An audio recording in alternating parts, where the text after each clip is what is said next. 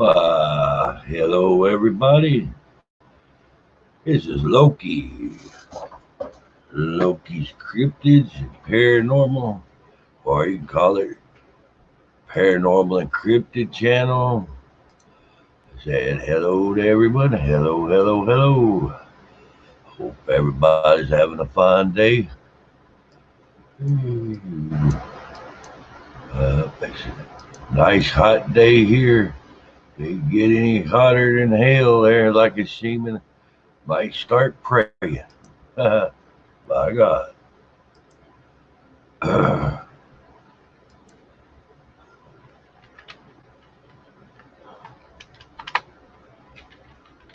We're gonna run a cryptid channel today. I'm gonna cover devil monkeys.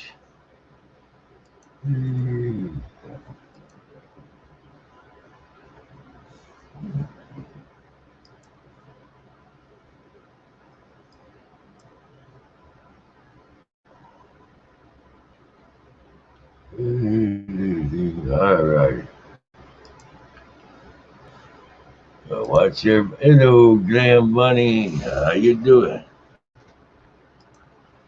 Hey, I'm Loki now. I'm Thor's half brother. My God. Ooh, so how you doing? Ooh, what'd you do today? Hey, if you would hit that like share button there, please. I'd rather get that thumb than the finger. My God. Hello there, Miss Highlighter. I'll be your host for today. Hey, I've done a revamping. I go by Loki now. Hey, I wish I could have said that. I done two freaking exorcisms yesterday. Done two different videos. Hey there, John Goff. Welcome to the fam. Hey, hope you ring that bell. Hey, join the fam. We never know what in the world we'll be doing next. Hello there, Vixen. Yep, we got a whole new lease on life.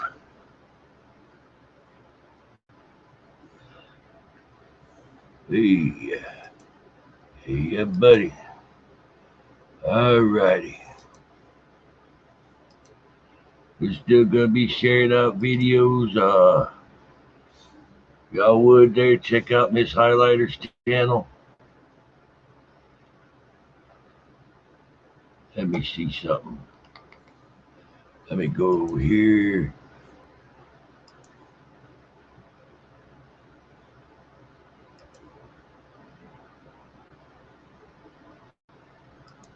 Alrighty. Hello there, Ryan Trombley. My God. It's a good day. Alrighty. Glam Bunny, you got mods. Feel free to drop a link for your channel in here. If you have a channel, drop your link. It's A-OK.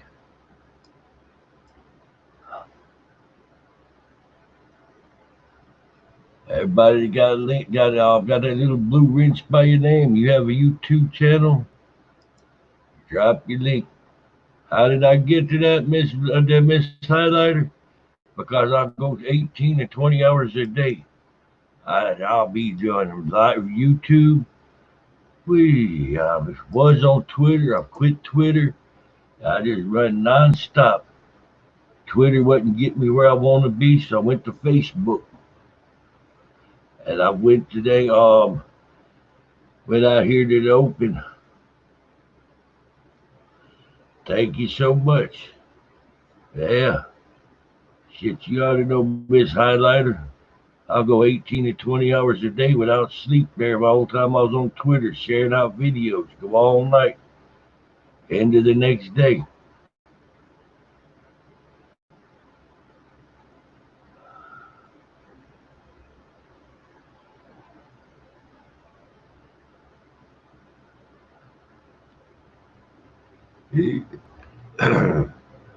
I've got a, here you go.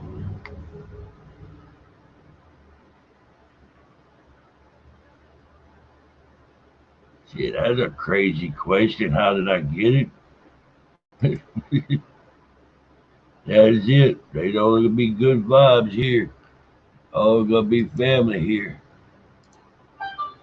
Hey there, John Goff. How you doing, sir? Hope you're having a great day.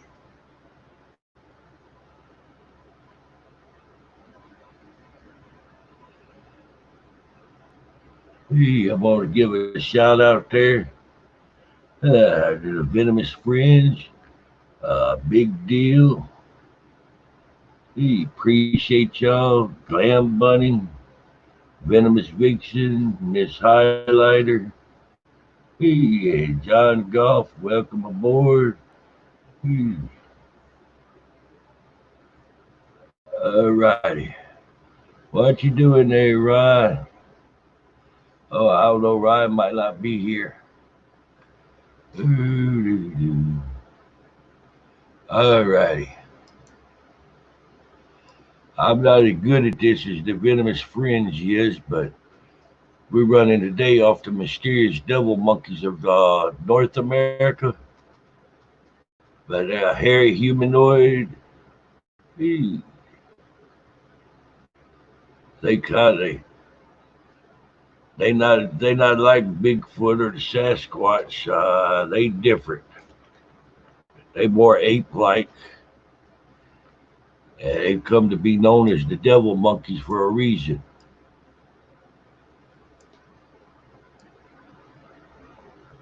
They're much different than a typical Sasquatch to the point of these creatures are considered to be they some kind of other primate entirely. They're usually between 3 to 5 feet in height, covered with reddish dark brown or black shaggy hair that's noticeably thicker around the neck and shoulders, depending on the report. Sometimes they have tails. Sometimes you'll have a bushy tail. Their shape is more like a ape or a large primate than a Sasquatch's. More human-like build. And devil monkeys are also known for moving about on all fours rather than just biped or walking on their back legs. Although they're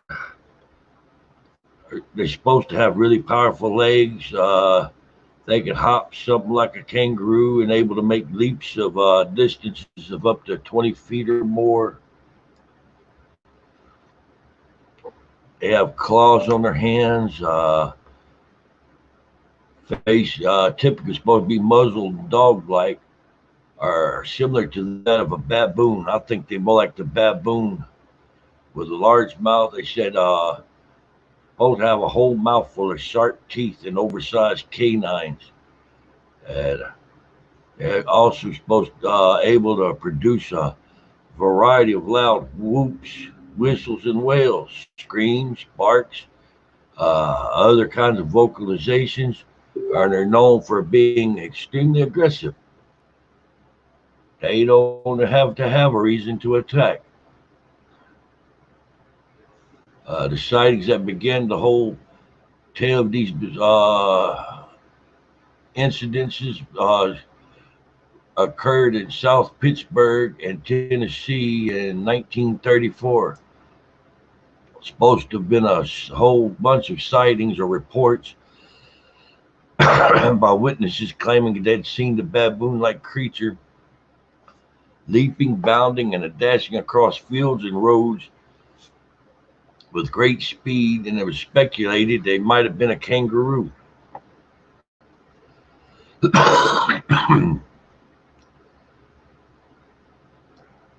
But while that's all intriguing, the sighting that really put them on the map didn't happen until 1959 when a couple by the name of Boyd were driving along a dark and secluded rural road in Saltville, Virginia, with their daughter, Pauline. At some point during the drive, the monotony of the trees passing by, they saw an ape-like beast that barreled out of the wilderness to chase and attack the car.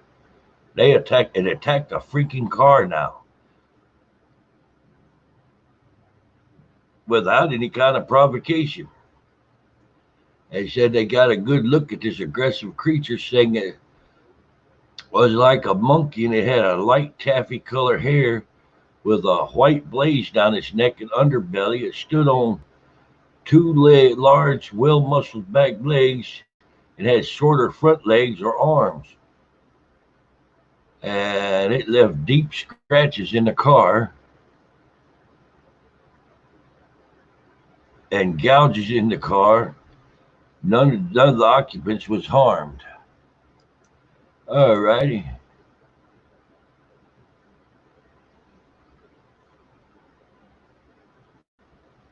What happened?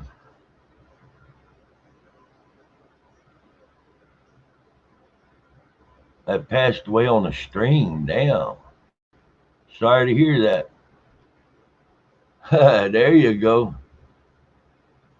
All righty. But just a few days after this incident, two nurses allegedly driving in the same area, they were also attacked by the same creature or something very similar to it. According to the witnesses, it clawed and tore at their convertible, actually managing to rip the top of clear off the vehicle. They said they had begun to scream wildly, and that scared the ape away, or the ape-like thing, I guess you'd call it. These sightings and incidences kept occurring until the 70s.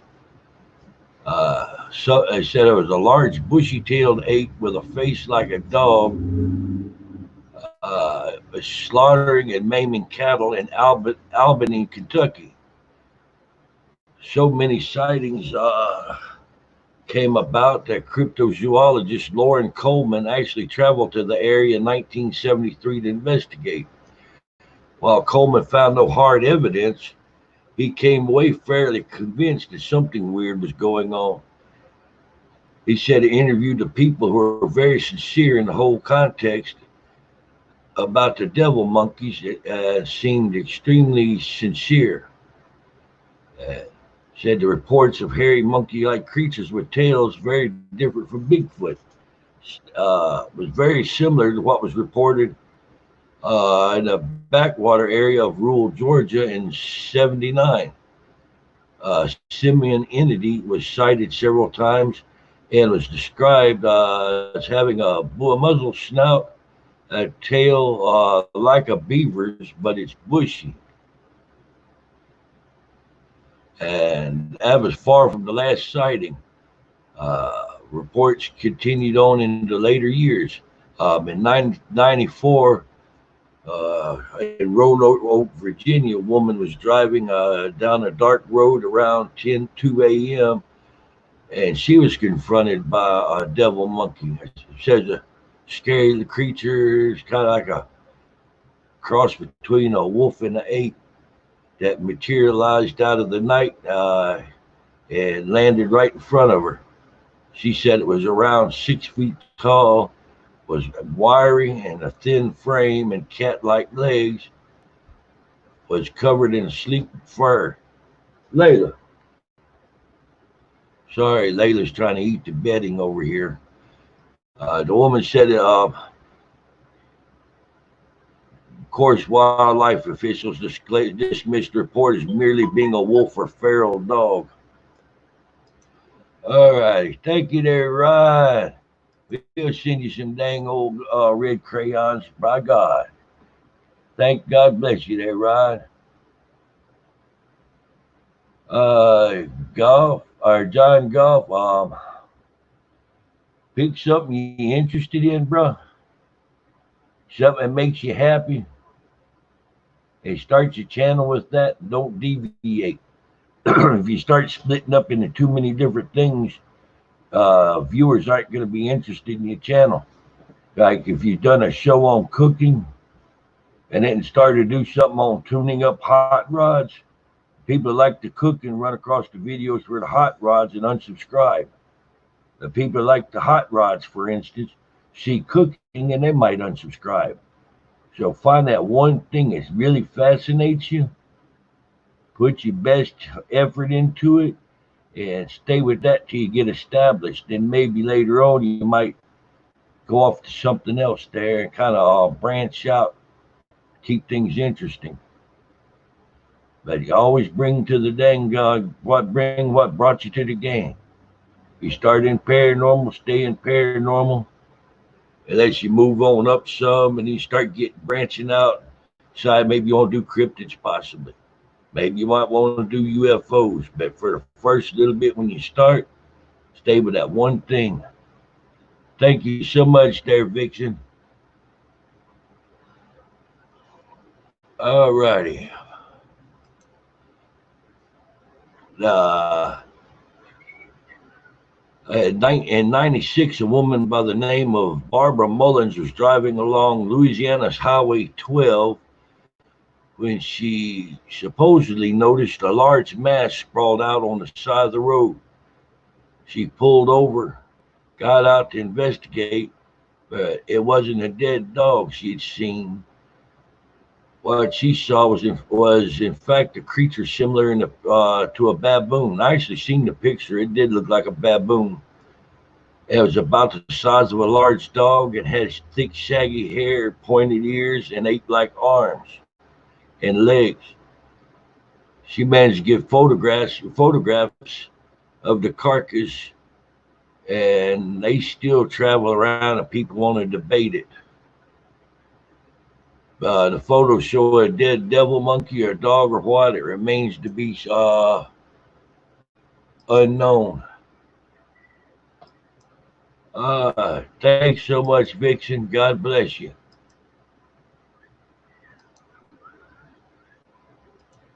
I'm going to show you the picture of what she found on the side of the road. You see the head right here, the snout. Then, if I remember right, it was down there by the Ritter. And you see by the snout is ape-like. You see the head, it had a thick fur, a pelt on it. And you look at their legs, they go in elbows like a person. It actually had like hands, like an ape. His legs was like his feet were stretched out and long. All righty. 97, a simian creature about 5 feet tall, pointy ears, short tail, disproportionately long arms, face like a baboon was seen in Duncanville, Ohio. Another incident happened as recently as 2001 in Danville, New Hampshire. Residents were alarmed by unearthly howls and shrieks in the middle of the night, unlike those of any known animal in the area. People have actually claimed to have seen the creature responsible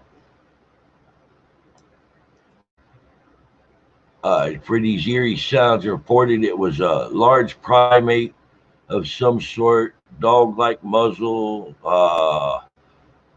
prominent claws, sharp teeth, a dark reddish brown coat of shaggy hair, and red crayons.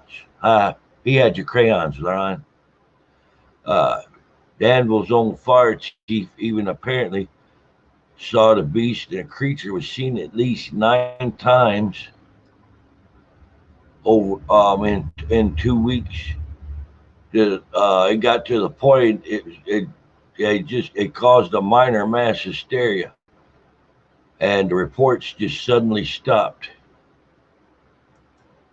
Even in Chicago, Illinois, there was a sighting in 2006, January 12th. One unnamed witness said they'd come home to find a devil-like creature attacking his Labrador dog. It was described as an unusual combination of a monkey, a wolf, and devil with long fangs. Had a tail like a monkey, its bright glowing eyes, and supposedly claimed to have had photographed the incident. It was apparently the light of the camera flash that must have scared it off. Though the results left a whole lot to be desired, and have proven by some people say it proved at least there was a man crying a hoax.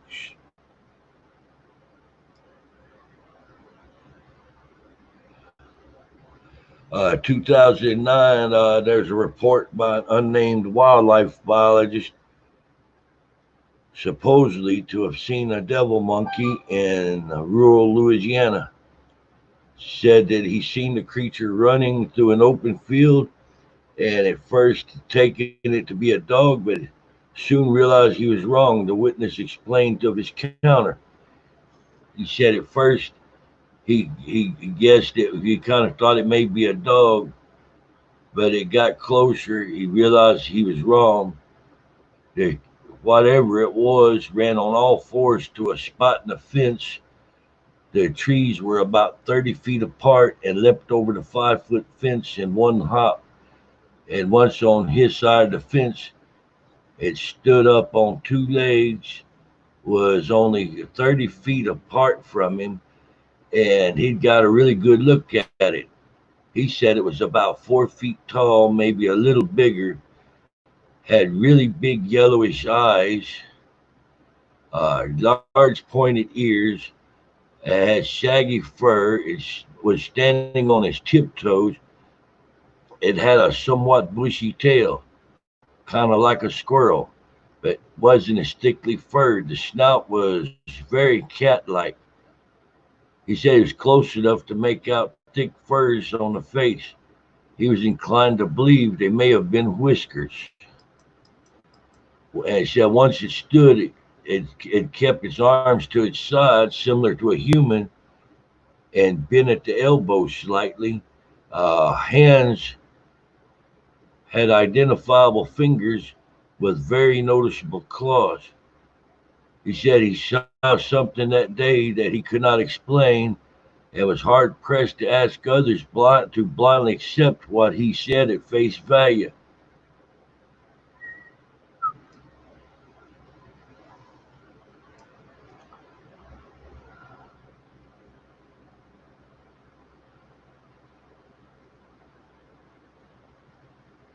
He said he was not trying to convince anyone, but rather find answers.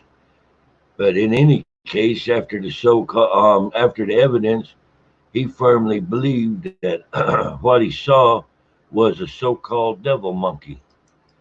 Of course, as usual, there was plenty of ideas for what the devil monkey could be.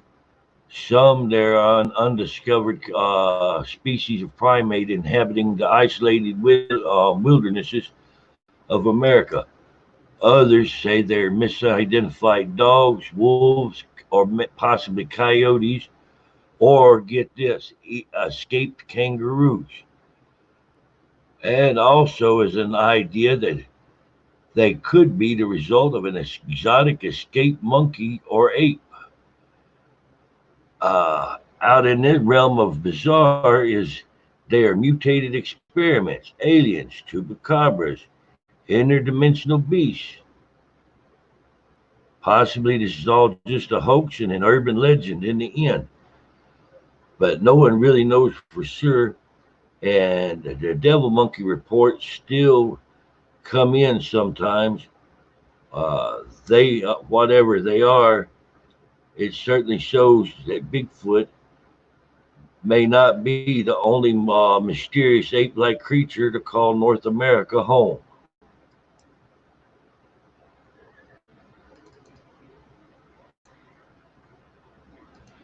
There we go. Hello there, big hole. How you doing? How you doing, Dragular? Welcome to the family. Thanks for coming, everybody.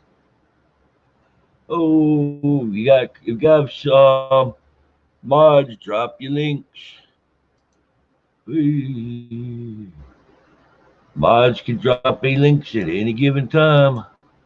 Whee. Let's grow, let's grow, let's grow. And my name is Loki. By God. Oh,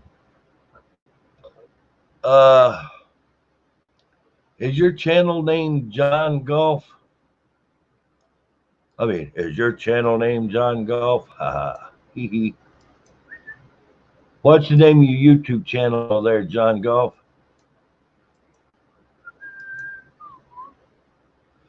All righty, we'll see if we can't round it up for you. Let's see.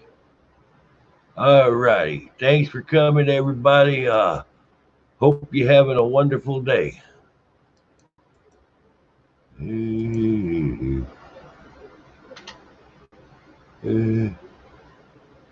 ain't right. Uh,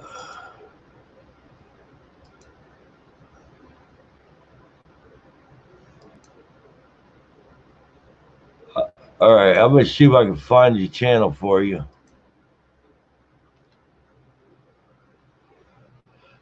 Oh man, there's a lot of John Goffs. Is your picture the same on your YouTube channel as it is here? I think Glam Bunny found it.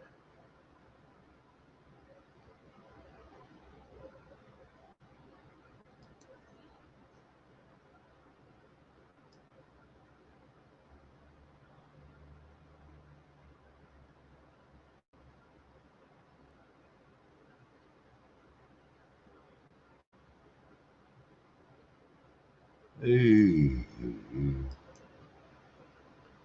Did you just drop the link for him? Okay. Hey. Oh. Hey. I'm Loki now. Clown died. Hey, OD'd on Vegemite. Hey. All righty. John, if you don't mind me offering some advice, bro, change your YouTube name. I just looked and there was like 50 John YouTube channels by the name of John Goff. That'd be too much competition. All righty, right. What's happening there, Big Cole? So, why'd y'all think of my first cryptid episode I done? Hey, I hope y'all enjoyed it.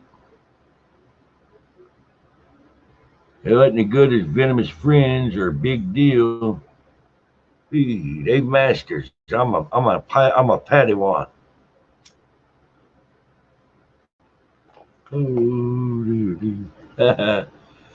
All right, let's see if we can put a video up here.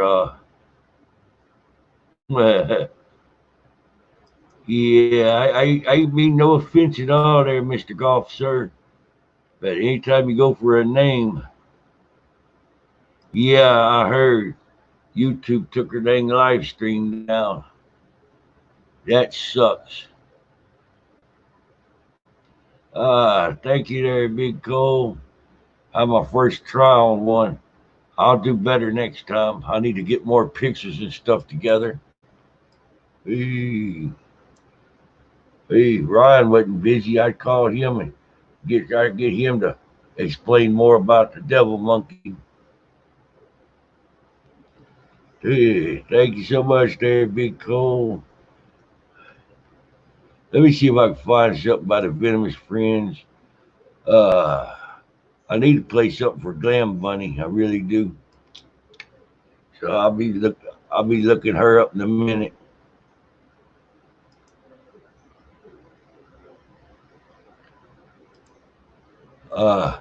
Glam Bunny, I'm going to share out one of your videos here next. They try to help Glam Bunny get to 1K. Because Glam Bunny is awesome. We'll try to help Miss Highlighter too. Let's see. All right, up next, runs up by the Venomous Friends. Okay, it's going to be streaming now. All right, Venomous Friends, dropping the link below. Now. Yeah, we're streaming now. Okay, and apparently we are live. I guess. Awesome. Yeah, here we are. All righty, Glam.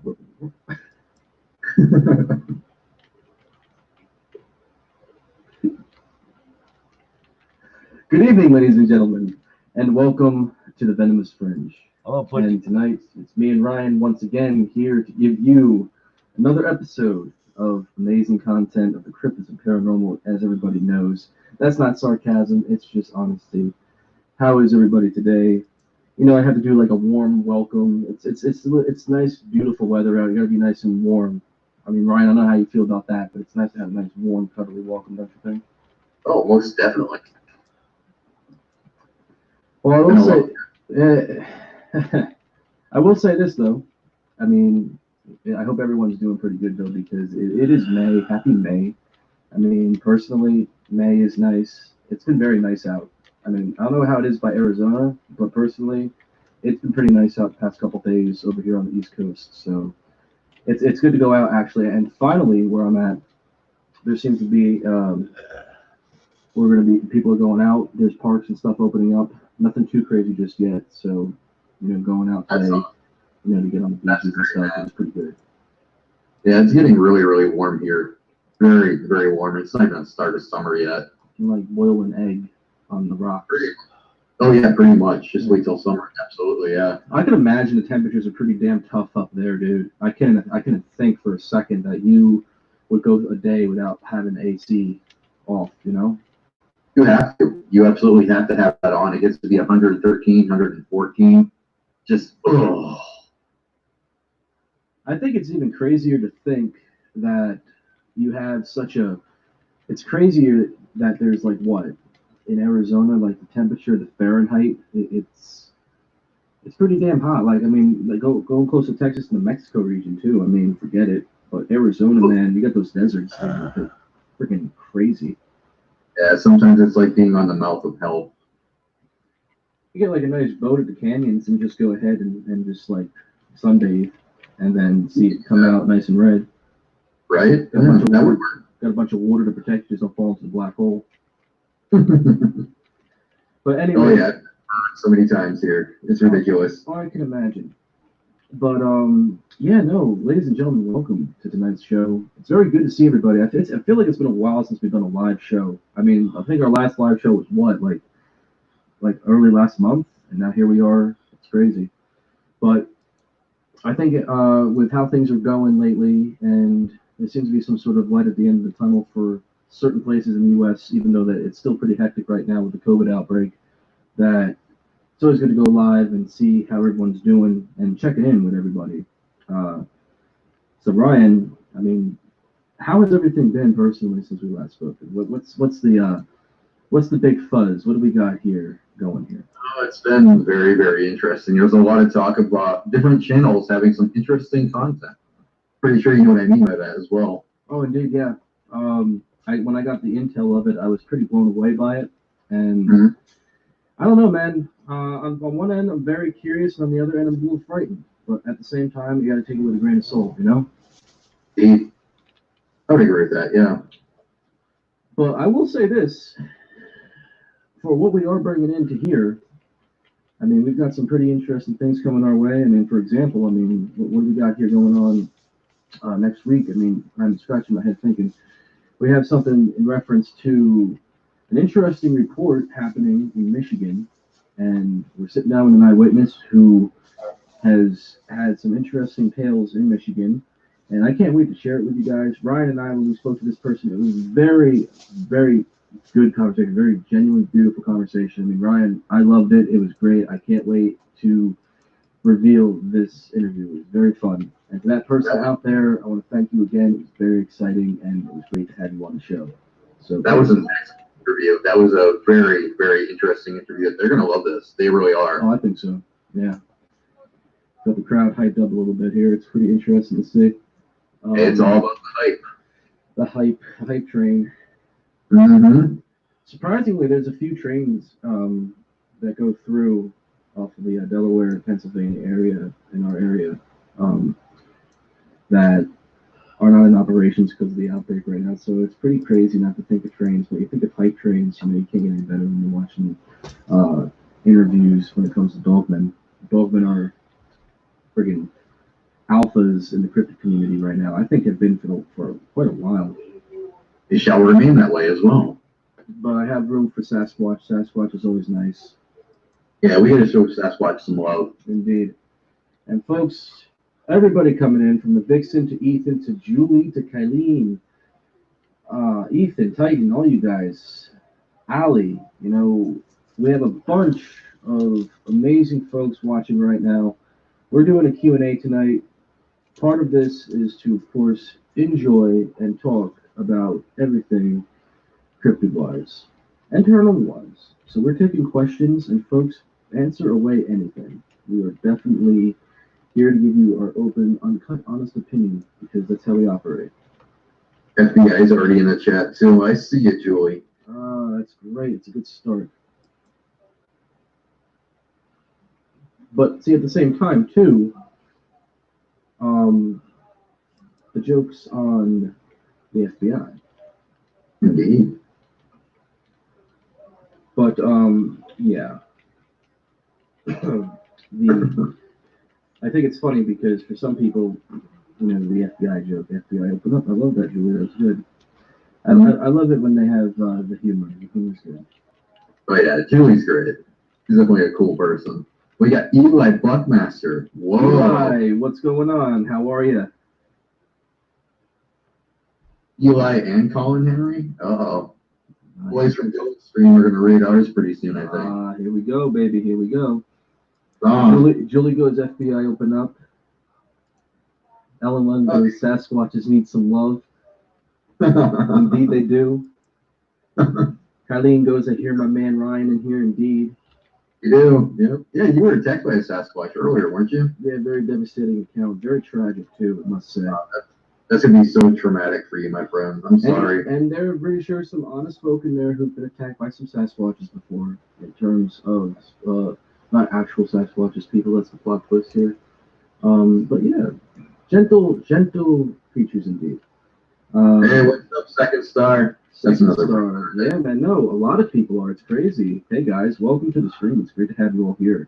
Sierra's death, or whatever. Yeah. Oh, we got her too. Awesome. All right. I probably just butchered your name. I'm so sorry. Welcome. Got a big crowd shuffling in tonight.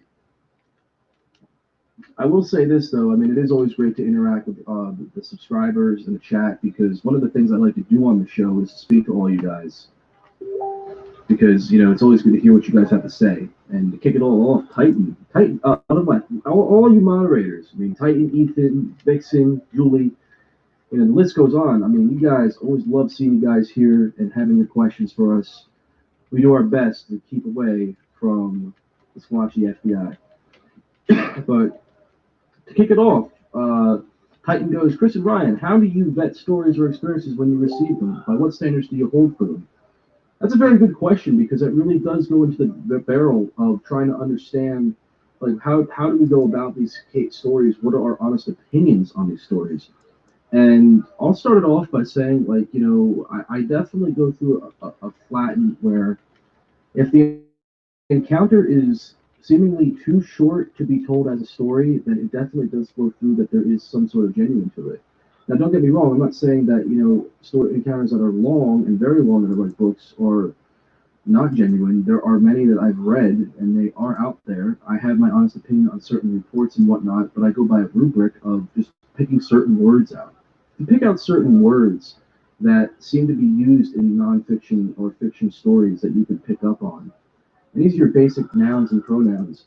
You can tell that there would be a difference in between story and whatnot, but we go about stories, and when we receive them, I just go through it and I give my own honest opinion on how it's told. And that's kind of just how you build it in a way. But what about you, Ryan? What do you think? I usually have a very discerning eye for this kind of thing. When somebody says that this happened or that happened, you got to pay attention to see if the details change, if they do, worse details or better details or whatever, because a lot of people like to write that creepypasta. So you really have to pay very, very close attention to every report you get. Well, that's why I addressed it the way I did, was because personally, how many times have we been seeing creepypastas being misinterpreted for actual reports? That's exactly it. Too often, pastas are taken as facts. And how many times have we seen it where it sounds very much like a creepypasta to be considered a real encounter, whereas backwards it could be considered too much to be an encounter for it to be made out to be a creepypasta? It works both ways.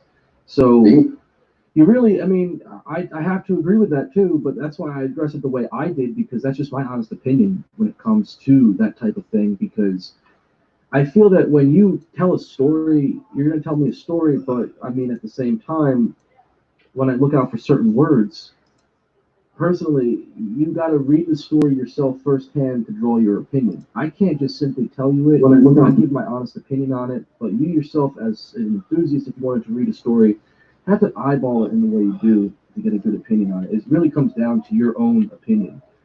So, indeed, though. Right. Okay, Logan, thanks for stopping by, dude. I appreciate it. He's stopping off just to say hi. I think he's going to Dill's. Nice, Dill. What's up? Yeah, Big Dill will be around eventually, I'm sure. Oh, it's always good to see everybody, Dill and everyone. Indeed. Darcy goes, how many calories do you guys think an average Bigfoot or Dogman needs to take in per day?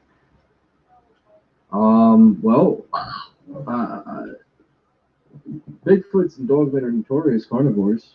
So, I mean, personally, a deer, raccoon, I mean, they're big creatures too. But also, these are creatures much like are built like your typical chimps and wolves. They have strength.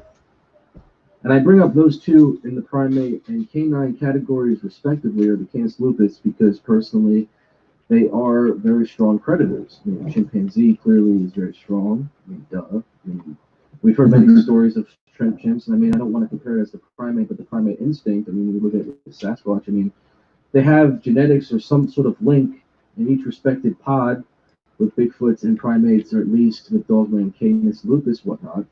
But let's think about it too.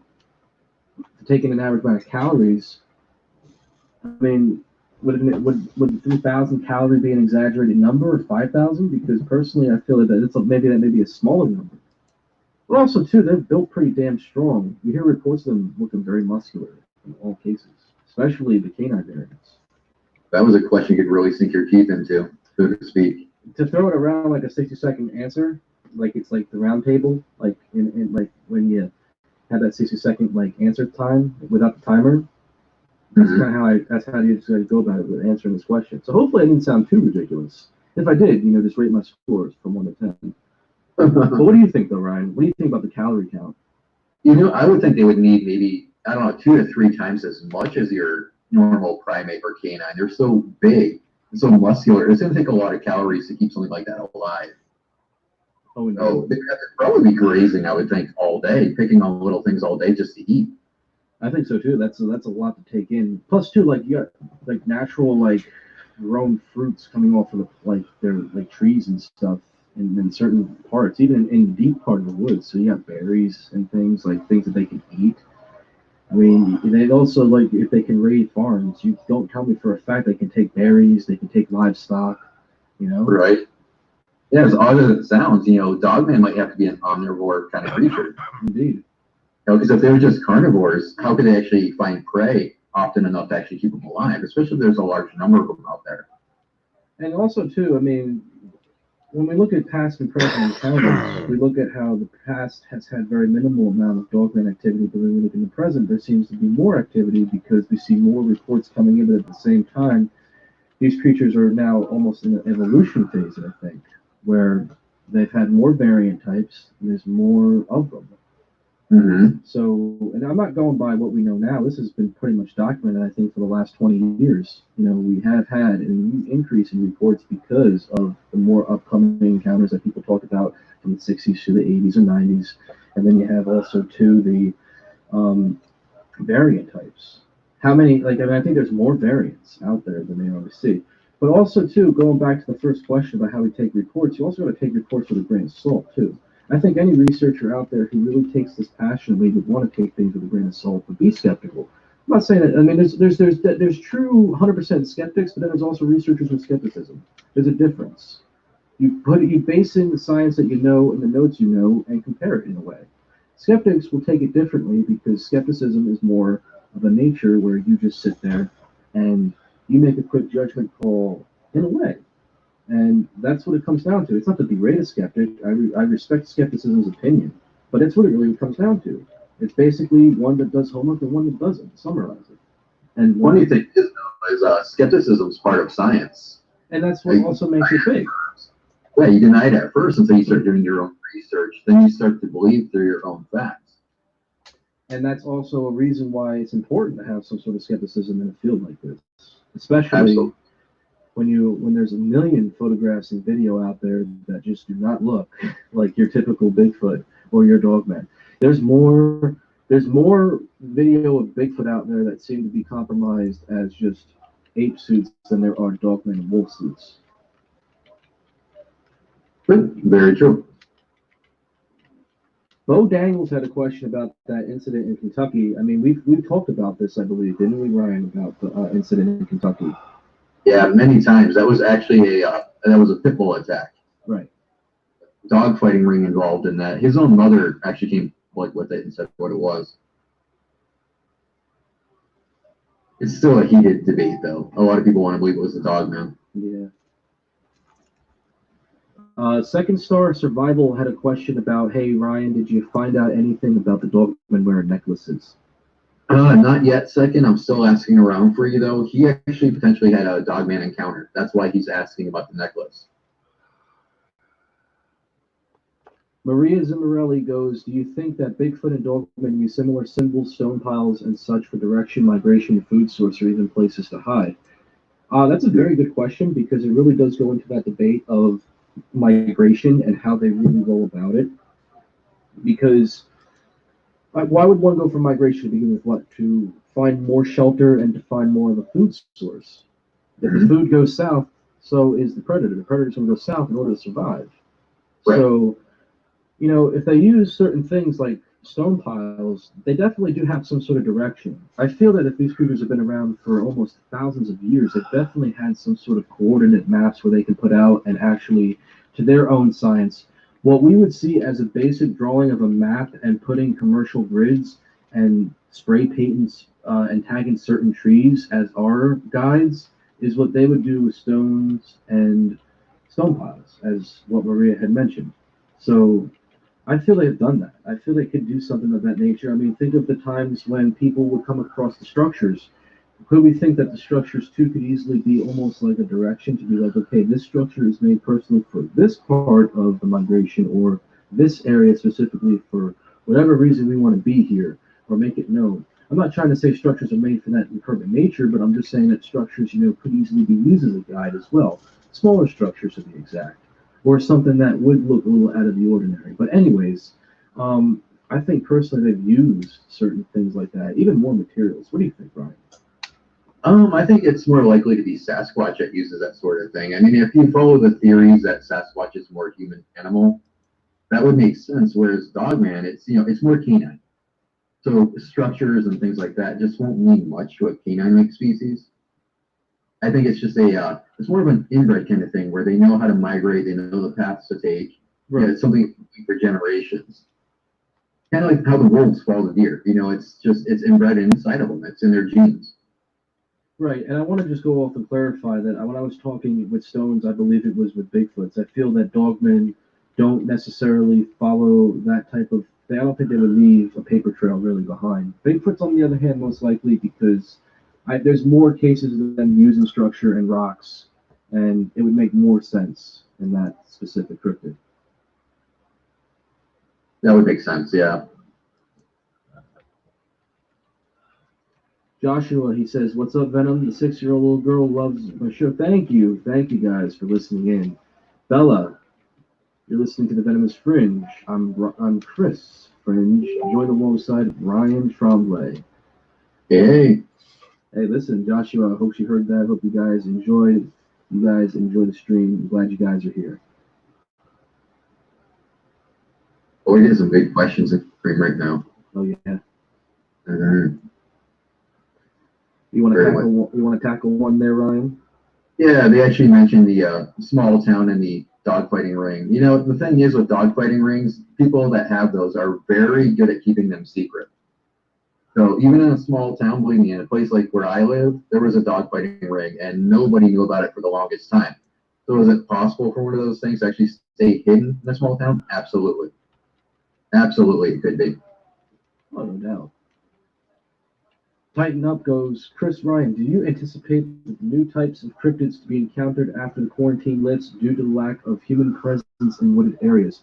I mean, personally, right now, where I live, and I think where a lot of states are, there's a lot of reopening right now, and parks like county parks are opening up, not state parks just yet, but well, at least by me. And like I mentioned earlier in the stream, I was on a beach this morning, and there are things opening up. So right now, with the increase, if there were to be cryptid sightings following this quarantine, I mean, it's possible, but it really differs on where people live. I live on the East Coast of the U.S., and I live in an area where there is more city. There's more of a metropolitan. So personally, there may be very few or whatever encounters, if possible, in that nature, depending on that. But at the same time, let's just say for somewhere such as Alabama or somewhere in the Carolinas or Virginia, or Michigan even, where there is no like lift. Well, there's a lift, but like people don't go out at a certain time, like after 8:30 or 9 p.m. in certain areas. There's bound to be a lot of cryptid area activity that we don't know of, but I'm sure they will keep their distance as far away, if things reopen up, because there's going to be a lot of people that want to go out because of this quarantine. To give you a long, answer, what do you think, Rob? I would agree with that. I think, with the quarantine and everything going on, that a lot of cryptids are going to stay away, because you have to remember, guys, there's a lot of disinfectant going around right now. There's a lot of death. Animals are going to smell that, okay? Not all animals are going to be attracted to the smell of death. A lot of them will be driven away. So once this is lifted, do I think people will see more? Maybe. It depends on where they go. If it's high up in the mountains, possibly. I would say the chances increase. In the city, not so much. Oh, indeed, I agree. Ethan, you go. Oh, okay, hold on. 312 Arts. His question was, why don't we see the urban explorers and YouTubes ever get any cryptid videos? Like, you get any cryptids on video? They do. They do though. Ryan, there are a few though, right? Like, if I'm not mistaken. Yeah. Scott Carpenter is one of them. The Dogman researcher. He's got the Dogman on video a couple of times. Yeah. So there's a YouTuber that's got a cryptid on video. I mean, also too, like, it depends on the urban explorers too. By the way. Right. Some people may not even like a lot of urban exploration. Also too, some people get more paranormal activity out of it than versus regular cryptid activity. But then again, too, it can also be put out for show. Like, for example, to give you an honest example of an encounter that I had done, not an encounter, but like an investigation, kind of partial outgoing with friends incident that I did. I did it last year around this time. I went to Clinton Road, New Jersey. Clinton Road is a known paranormal hotspot for not cryptid activity, but paranormal. There's been some ghost sightings. There's been apparently phantom trucks, Satanism. So there's a lot of things that happen. Now, we went down the long road. This road extends about maybe about a good 5, close to a 3 to 5 mile radius. And there's a few different parts of the road because there's also housing. Now, a lot of these YouTubers who, let's just say, they do Clinton Road, they don't show the housing, but they stick to the actual road, whether it's day or night. Now, my whole point of this is the fact that, that would be as cool, a researcher, Julie. Someone who is hyped to go out to this place and investigate it, but never really got the full excitement out of it because it just seemed to be played out by urban explorers, take it for granted that, let's just say, urban explorers or people out there do have cryptid encounters. People don't want to see the cryptid unless people want to go out and just say, look, I saw a cryptid and this and that. I mean, I'm pretty sure urban explorers have seen them, but whether they choose not to showcase it or at the same time, whatever their opinion is or whatever they want to do about it, that's on them. But it just differs. I mean, to give that kind of long answer to it, but that's pretty accurate, actually. Think about it for a second. Well done. Very well done. That's like an 8.5. I would say so. Maybe a 9. Maybe a 9. Maybe a 9. We'll be generous. A jar of pickles. Have you ever received a report of a cryptid that is unlike any other out there? I'm aware that there are many types of things walking in the woods. Well, of course, and you're right, Jar. I mean, personally, there is. There is a lot of things out in the woods. I mean, I've never received a report that I thought I would be taking genuinely because of how exaggerated it Hurry back, big particularly when there's a lot of action. Hey. I'm not going to go into full detail, but I will say that there have been cases where Wonder if we could do that. about when you analyze a Have report. big deal. I'm very Friends, we skeptical all of do a certain live words. I'm stream very at the skeptical same of how it's time. presented. That would be And awesome. I can tell you some things that there are some reports I get that are great creepypastas, but at the same time, that's when you have to interview the person who speaks of it. Now, I didn't have anything crazy that was like, the dog man's ripping apart the RV, or the dog man just lifted up my car and threw it across the tree type stamina. But what I do have is that there have been some cases where I've often gotten some pretty heavy paranormal reports that are not cryptid. I know you said cryptid, but that's really the only thing I can say is crazy because of poltergeist, photos of shadows, and the stories behind certain houses. I can go into detail on that on a separate subject, but for cryptids, though, I mean, it's nothing crazy unless it's exaggerated, which sometimes it is. I mean, Ryan, what do you think about it? And getting a report about something like that, it's something you really have to pay close attention to, because really, are any other cryptids quite like the other? They're all different. So you kind of have to look, okay, do they see possibly a dogman or whatever? You really have to look at the details before you say, hey, it's a new cryptid. Right. In this, you really have to study, analyze, talk to the person, get their verbal point of view from it, and read their report too, because sometimes they're misidentifying something. All righty, Glam Bunny. Have a good one. Thanks for stopping by, fam. Yeah, and that's honestly the good answer. We appreciate the hell out of you. I mean, really, it is. That's what it comes down to. Bo Dangles, you say that, hey, Ryan and Chris, any idea why you could fly a drone over a national forest but not a national park? Ooh, yeah, tough question. That is a tough question. Well, personally, I think it has a lot to do with the scenery, and there is some things that I think are kept classified in certain parks. Yeah, that's the best answer I could give too. Because let's think about it. Why are there things restricted? Why are some things calm? Now, you can also play off of the nature's instinct that because there's a lot of trees that are yay high, and that, in comparison to your average be a lot of fun, Julie. we gotta have an idea that these drones can easily get broken, and they can easily get screwed around. I mean, it's not like someone's throwing a body in the nearest ditch in Yellowstone, but at the same time, you never may know. And I think, and another thing they keep it classified in a way is because, well, there's a lot of national parks that seem to have cryptid encounters. So, yeah, I mean, why else would they want to fly a drone? A national forest, though, could even be even more of the same thing. But I feel that people consider, oh, well, a forest is a forest, the drones can go for hours. The same argument can be implied, and no doubt. But I mean, national parks are in a way, I think, more, I guess you could say, big brother. You ever been on a cryptid hunt before, Julie? Very good answer, yeah. Ryan, what would you think? I would have to agree with you 100% on that. It's very weird, though, that you can't do that. It is very weird. It's quite fishy, indeed. This one's for you, Ryan. Ethan goes, what's your plans after quarantine? Try to find some kind of normal life, I guess, and then get back out there and do some investigations. I don't know, maybe hold some people captive, we'll see. A lot of things going on. Yeah. Yep. What about you, Chris? What you got planned? Personally, I mean, besides, the working schedule and getting ready to go into, let's just say, what do we got here? Going into, another year of education, just, getting ready and sorting out the portfolio and stuff and getting things going, man. It's part of a new chapter and also continuing something I've been doing for the last, going on 2 years now. Right. On the show. So, Yeah. I can't wait for that sense of normalcy to come back, man. I'm missing it already. It is, yeah, man. It's been nuts. It's been crazy on my end.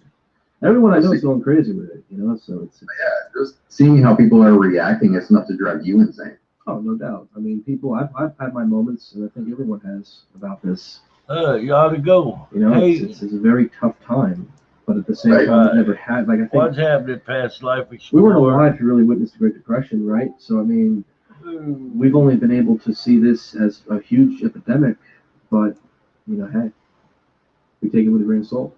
Very true. I can't nobody say it could be worse because it'll get worse. Of course, exactly. Yeah, you might like hunting, Julie. No jinxing. We don't like Sasquatch. You bring the FBI badge. Oh, we do not. My God. I'm curious to see. This is coming from Maria Zamerli. Curious to me, it seems that dogman encounters that there's only usually one they see, but I've heard other encounters of more than one present. Do you think that they are more lone hunters versus a pack? It really depends on, I think, the region. Because if there's a certain region that's small, a lone wolf dogman will definitely, I think, have that specific region. There could be some that come through in a migration, or there could be some sort of deal bargaining. I mean, don't get me wrong, folks. I'm not trying to be comedic when I say that. I'm being legitimate. Let's just say, for example, that there are dogmen, right, that do have a communication their way. I'm sure that there's a certain passing way through, or they can operate in a pack. They can form a pack. They got their own little pack in that one little area. One of Linda Godfrey's infamous reports that was also on the Monster Quest show was the one where there was an eyewitness who saw three of them drinking from a lake. And they operate in a pack. I'm definitely thinking Saturday Night Loki. So, my God. It just depends on the region. If there's more thicker woods and forests, they'll operate lone, and then there'll be some probably in the deeper parts of the forest they'll operate in a pack. It just depends on the region. What do you think, Ryan? Yeah, I would say it varies by region and maybe how beneficial it is to them. Because the one I saw was on his own. And I have read reports of packs, but I would think they'd be small number of packs, maybe 3 or 4 at the most. Nothing too huge, because you got to think they'd have to find food for all those hungry mouths, and that would be quite hard to do. Oh yeah, I'm at a lower volume now. And that's one of the things that's kind of it's a good question too, because Ryan got that good bass voice. It's a very good question. You guys came loaded for bear today. Oh yeah. Second star goes, can you explain what I heard about people experiencing a delirium from dogman sightings? Yes, that question. It's a very interesting question because it really does right. It's your birthday today, Vixen. Psychological effect and PTSD. There you go, Vixen. Psychologically, when people had the Mothman nobody ever notices being in black suits, wearing black sunglasses at midnight. They just blend right in. Their lifestyles changed drastically. Now, when people have dogman encounters, there have been people who've had nightmares about it, and I also think that the brain plays a lot of that huge role, let's just say, right? The brain, our brain psychosis, we have certain signals that we envision. That's what also gives us that little television effect we have in our heads. So our brains are so thinking about incidents. For example, when you have a car accident, right? Your car accident happens, and then next thing you know, you have a fear. You're terrified for a bit. Some people get over it quicker than others, but my point is that there is a terrifier factor to this, that people do happen to suffer from bad dreams having dogman encounters, and sometimes they'll feel that the dogman's there, right? So, I mean, delirium does play a huge role, I think, in these encounters, but I don't think it's present for everybody. I think a lot of that comes down to just human nature in general. You have to stop. We're not used to seeing these things. We're told they don't exist. So when we actually have an encounter, we're seeing firsthand that they are indeed real. And in a way, we've been lied to. So it's going to stick with you and take on different manifestations afterwards.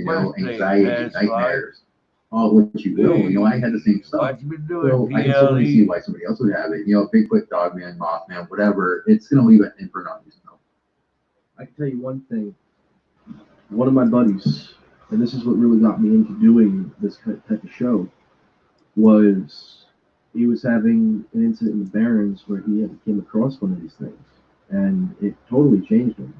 Left him traumatized, left him a bit, He's been in the woods with friends since, but this was going on 4 years, and I've talked about it on Vic's show, I've talked about it on the Staring Into the Abyss show, and a couple other podcasts about this encounter, and personally, it changed him completely. So I think there does come a ruling of delirium and a huge frightening factor when people see these things. He had nightmares. He still has nightmares about it. So yeah, it's not easy to get over when you encounter something like that. You're taught they aren't real. With all these movies and everything, your parents always tell you, "Oh, they're not real." Right. There's nothing like that in the woods, and then you see something like that for yourself. Of course, you're going to be disturbed. For sure, I agree with that. Logan has a question. He says, do you guys think that Bigfoot is a descendant of Gigantopithecus? What do you think, Brian? Oh, Gigantopithecus. Oh, that's a very good question. Actually, no, I don't think it's Giganto, I think it's Dryopithecus. And the reason why I say that is because Gigantopithecus was an exclusive feeder, which means it fed on bamboo. There's no bamboo really readily available that could sustain a population like that. Whereas Dryopithecus, they were more I guess you could call them the oak ape. So they could survive in oak forests, which is what we have. Giganto, not so much. In fact, Giganto would have to decrease in size as evolution took part. Whereas Giganto was kind of stayed the same size. This is something that Bob Dylan actually agrees with. This is a Bob Dylan theory as well. It's very interesting. It is a very interesting thing. Soon, bro. No, I think it's Dryopithecus more than Gigantopithecus. Right. I agree with that. And also, too, if you think about it, like, as a descendant of that nature, it would definitely take a whole different scientific historical value of what we've known about with these creatures for quite a long time. You know, like, it would change the textbook, I think. Oh, it definitely would. You know, they actually just recently learned that North America had primates that originated here, not over in Africa or Europe. Isn't that crazy? Yeah, so it kind of changes the ballgame when you want to think about it, because, you know, they're now saying that we did indeed have primates here. Well, what would Sasquatch be considered? Exactly, man. That's crazy. When you think about it, it makes you think of it more. Now, I mean, they said, too, that we had prehistoric baboons and prehistoric hyenas. And that is true. So think about it. There's a lot to it. Really gets your blood flowing a little bit. It makes your mind. It does. It really, really does. Ladies and gentlemen, you're listening to the Venomous Fringe. We're going into the half-hour format of the show, folks. I'm glad to have you all here. 75 of you guys watching. If you guys are liking this live stream so far, please drop a like. Feel free to share this, folks. We're going to get some more folks tuning in right now. Guys, we'd love to have you. I feel that YouTube has kind of silenced us a bit, and that's kind of why a lot of you guys aren't getting notifications. So one of the reasons why we ask you guys to share it is to also get the other people alerted, because a lot of people aren't getting notifications. So folks, feel free, like it, feel free to drop a like, share, and give your own thoughts in this live chat right now, because it's great to have you all here. But yeah, Ryan, this Q&A, doing this cryptid discussion, lockdown stuff too, man. You know, everything's still going on. It's like going on month 2. So yeah, it's getting harder and harder to stay sane. Very crazy, man.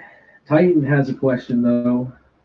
Titan always has a question, man. He is the king. Tiger King. Titan King. Titan King. I like that more. Christian Ryan, do you suppose that there are some types of dogmen that there are as there are with Bigfoot? Example, Linda Godfrey's short-arm dogmen accounts as opposed to modern-day accounts, based on the question Ryan posed. I think that there are several different variations of dogmen besides your typical type 3s and canine variants. So another subtypes perhaps maybe being a mixture of both. The short-armed reports, I remember reading a few of them, were pretty intriguing to me because it really caught my attention, especially when the description of them, because it reminded me more of like a primate in a way when they were short-armed. Primate and a wolf mix, which could, of course, often misconstructed with the dog way. So, I feel that there are different subtypes. I feel that there's the canine variants, and they have the more like the other type variants. But it's hard to really describe them because there's more of the canine variants than there are of these other variants. So it's kind of like you have to put a couple subcategories within a subcategory to kind of narrow it down. You also got to remember, too, you have the bipedal ones, you have the quadruped ones. So you've got a whole bunch of categories from which. Hey, where's Ethan at? What would you think, Ryan? Ethan. You know, I have to wonder if maybe there's not as many variants as people think. I almost wonder if it just boils down to eyewitness description. Panhandle. Most animals are going to differ slightly. My God. Okay, so maybe people are seeing things and exaggerating those differences, and that's how we're getting, okay, there's type 1, type 2, type 3, and so on and so forth. But it's very interesting that Titan mentioned the shorter arms because, yeah, that was the prevalent thing for a while when Dogman was first being encountered by all these people. They had the very, very short arms to their sides. They weren't buff and muscular like Arnold Schwarzenegger was. You know, it's more of a more recent thing where the Dogmen are muscular and huge like Sasquatch turned out to be. So I think, yeah. Oh, no, what were you going to say, Ron? Oh, I think it definitely could be eyewitness misconception. Oh, absolutely. I think like this is exaggerated, and you know, before you know it, we have another type, and then another type, and another type. I agree with that. All right. Ethan goes, fearless leader, and Ryan. Are you familiar with the Mantis Man mentioned on Munchies and Mysteries of America? Okay. Now, I love reality television sometimes because I ain't touching someone somewhere. I just hope it's appropriately. Really real, and that are things that are real. Go. I'm not saying that Monsters and Mysteries is BS, but I have a hard time thinking of stuff like that because it sounds like something that Marvel or DC would put out as an arch nemesis of the Ant-Man or Batman. You know? So, let me be honest. Ethan, I'm not trying to, disregard this question. Alrighty, y'all. This is Loki. Cryptids and Paranormal. Hope y'all are liking the show so far. Yeah, that's Paranormal Cryptids channel. This is Loki speaking. Hope y'all hit that like, share button, ring that bell, and join up with us. You never know what we doing last night. I put out 3 new videos last night. 2 of them are really, really wicked abandoned church videos where demon actually told me through the spirit box, told me bail. I done some real crucial shit last night. This old video. Pardon my French. Interesting that you bring it up because this is the first I'm hearing about it. But to me, I feel that in Romantis Man, I need a little bit more intel on it, man. So, like, Monsters and Mysteries, I don't mind the show, but I feel that sometimes there's a bit of controversy there that just feels that there's just a bit made up. And we'll leave it at that. Have you heard of Romantis Man? I feel like I have, and I might have actually heard about it from that show. Correct. I'm not really going to say that it's something I believe in. It just seems like we can attach any other name to the word man. We have a new cryptid. It's just, I can't buy into that. Not too easily. Without proof, I cannot buy into it. And that's the same thing with the Gator Man and the Madman, Like, it's hard. Well, look at all the creepypastas you have out there. You got Slender Man, you got the Flannel Man. It just goes on and on and on. And it just kind of damages his feel. And that's what really confuses a lot of people, I think, and that's one of my biggest pet peeves, is confusion.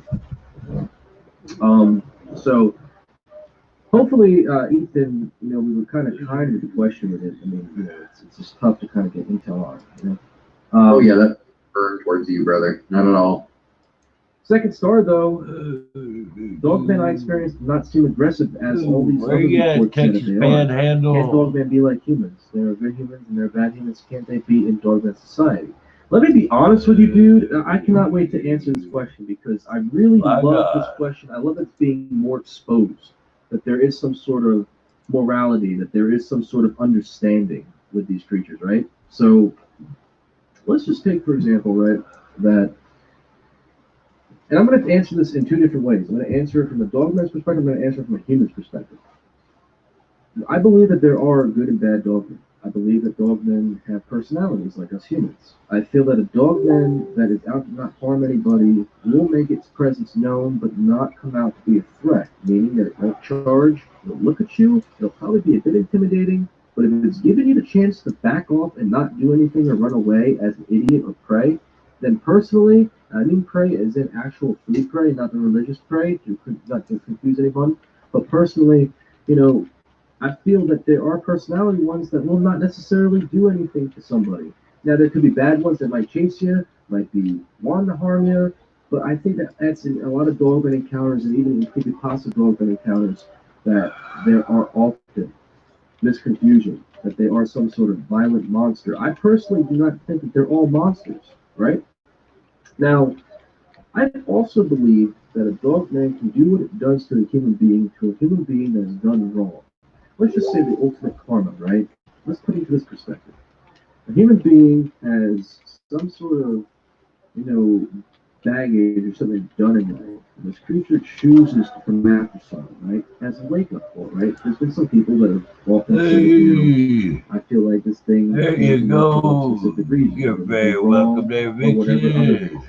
But personally, if a dogman could pick out and analyze someone like an actual dog or a canine picking up someone, good one, Victor. Why do people who happen to be hey, Victor, don't forget, it's a pro. Using people, dogs often growl and have a negative response to it. Could a dogman do the same thing to somebody who was doing bad and some value? I know it kind of takes off the question, and some people can leave and say what they want about it, but personally, I'm just going as an example and something I've not looked into. But I definitely don't think they're all monsters and bad. I feel that there are good. What do you think, Ryan? Well, that was a very thorough answer, but just to play off of that, you just stop and think that our reaction dictates how they react.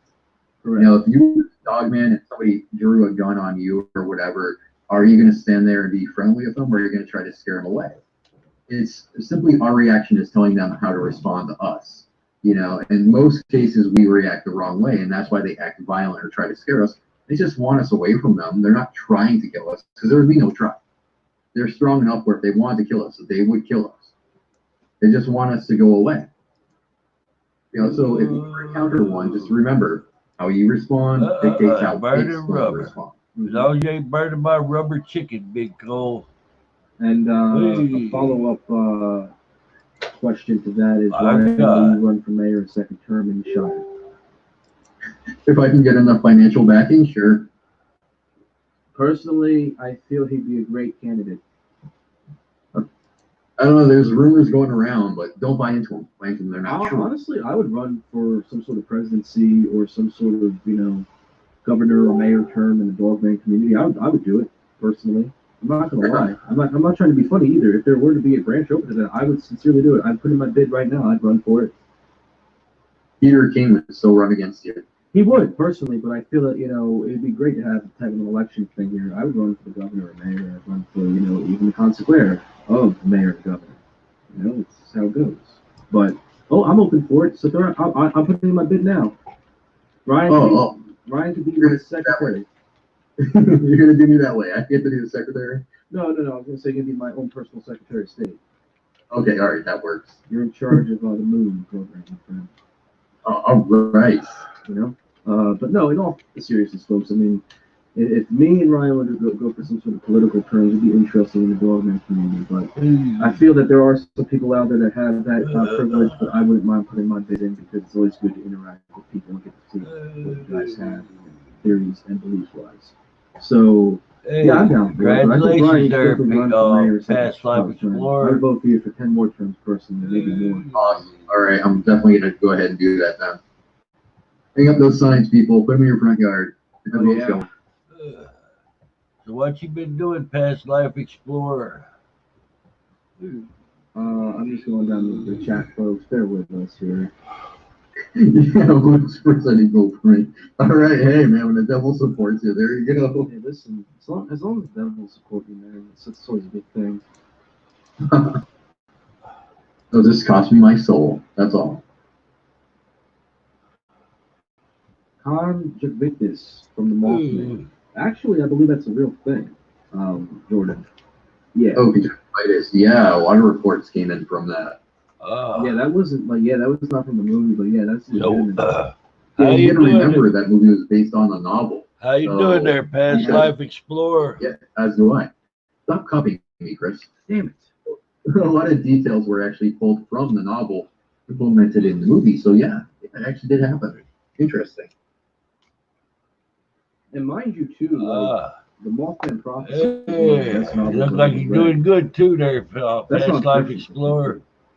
It's funny how different it is from the movie, though. Glad to hear that, bro. That's Hollywood for you. You moving up in the world. That's awesome. It has a different effect. It's like crystal balls. Yeah. Yeah, I read the book first, and when I saw the movie, I'm like, wait, this is the same thing? What? Yeah. It's kind of like Jaws. When you take the Jaws novel and compare it to the movie, it's so abundantly different. You're just shaking your head going, good Lord. I think that's the best thing about that, man, to be honest with you. Yeah, the Jaws novel is quite boring compared to the movie, I'll be honest with you. It honestly felt a bit boring when I first read it, but then at the same time, it was interesting. It would have been interesting to see how if that was the actual film. It probably would have been a bit different than expectation. Yeah, definitely. There was supposed to be more deaths in the movie, too, that they didn't include. Very unfortunate. Mm-hmm. What's up? What could have been? What could have been, man? The thing that never happened. The spy who loved her. Yeah, buddy. A jar of pickles goes, what cryptid scares you the most? As for me personally, crawlers horrify me. They are so unnatural looking and gives off a demonic vibe. Well, personally, I've always been a big fanatic of the infamous um, Dogman as the one that really has freaked me out because it reminds me of the things that always terrified me as a kid, which was a werewolf. So it's interesting to come across it and know that it's very similar but different. Ultimately, though, I think Dogman is my terrifying one. What do you think, Brian? I'm gonna have to go with the Gugly. Gugly definitely terrified the living hell out of me. Mr. Yeah, Gugway's name, man. Mm-hmm. Those things are savage. With Dogman, they might just scare you and walk away, but Gugly are jerks, dude. Indeed. Chase you down, eat you up. Yeah, no, thank you. Yeah, I know how it feels with Gugways. Very interesting. Oh, hey, I got Eli Buckmaster as a financial support. There you go. You need him for your campaign. Oh, yes. We're going to win this, Eli. Indeed. You and me, where are your places, bro? It'll be a good day, man. It'll be a good day. Indeed. All right, boys and girls. And second story, you go into your question of, am I experiencing delirium then? Because all I'm doing is thinking about the one I saw without a necklace, with a necklace, and wondering why. Brian, you've had. There you go, there, PLE.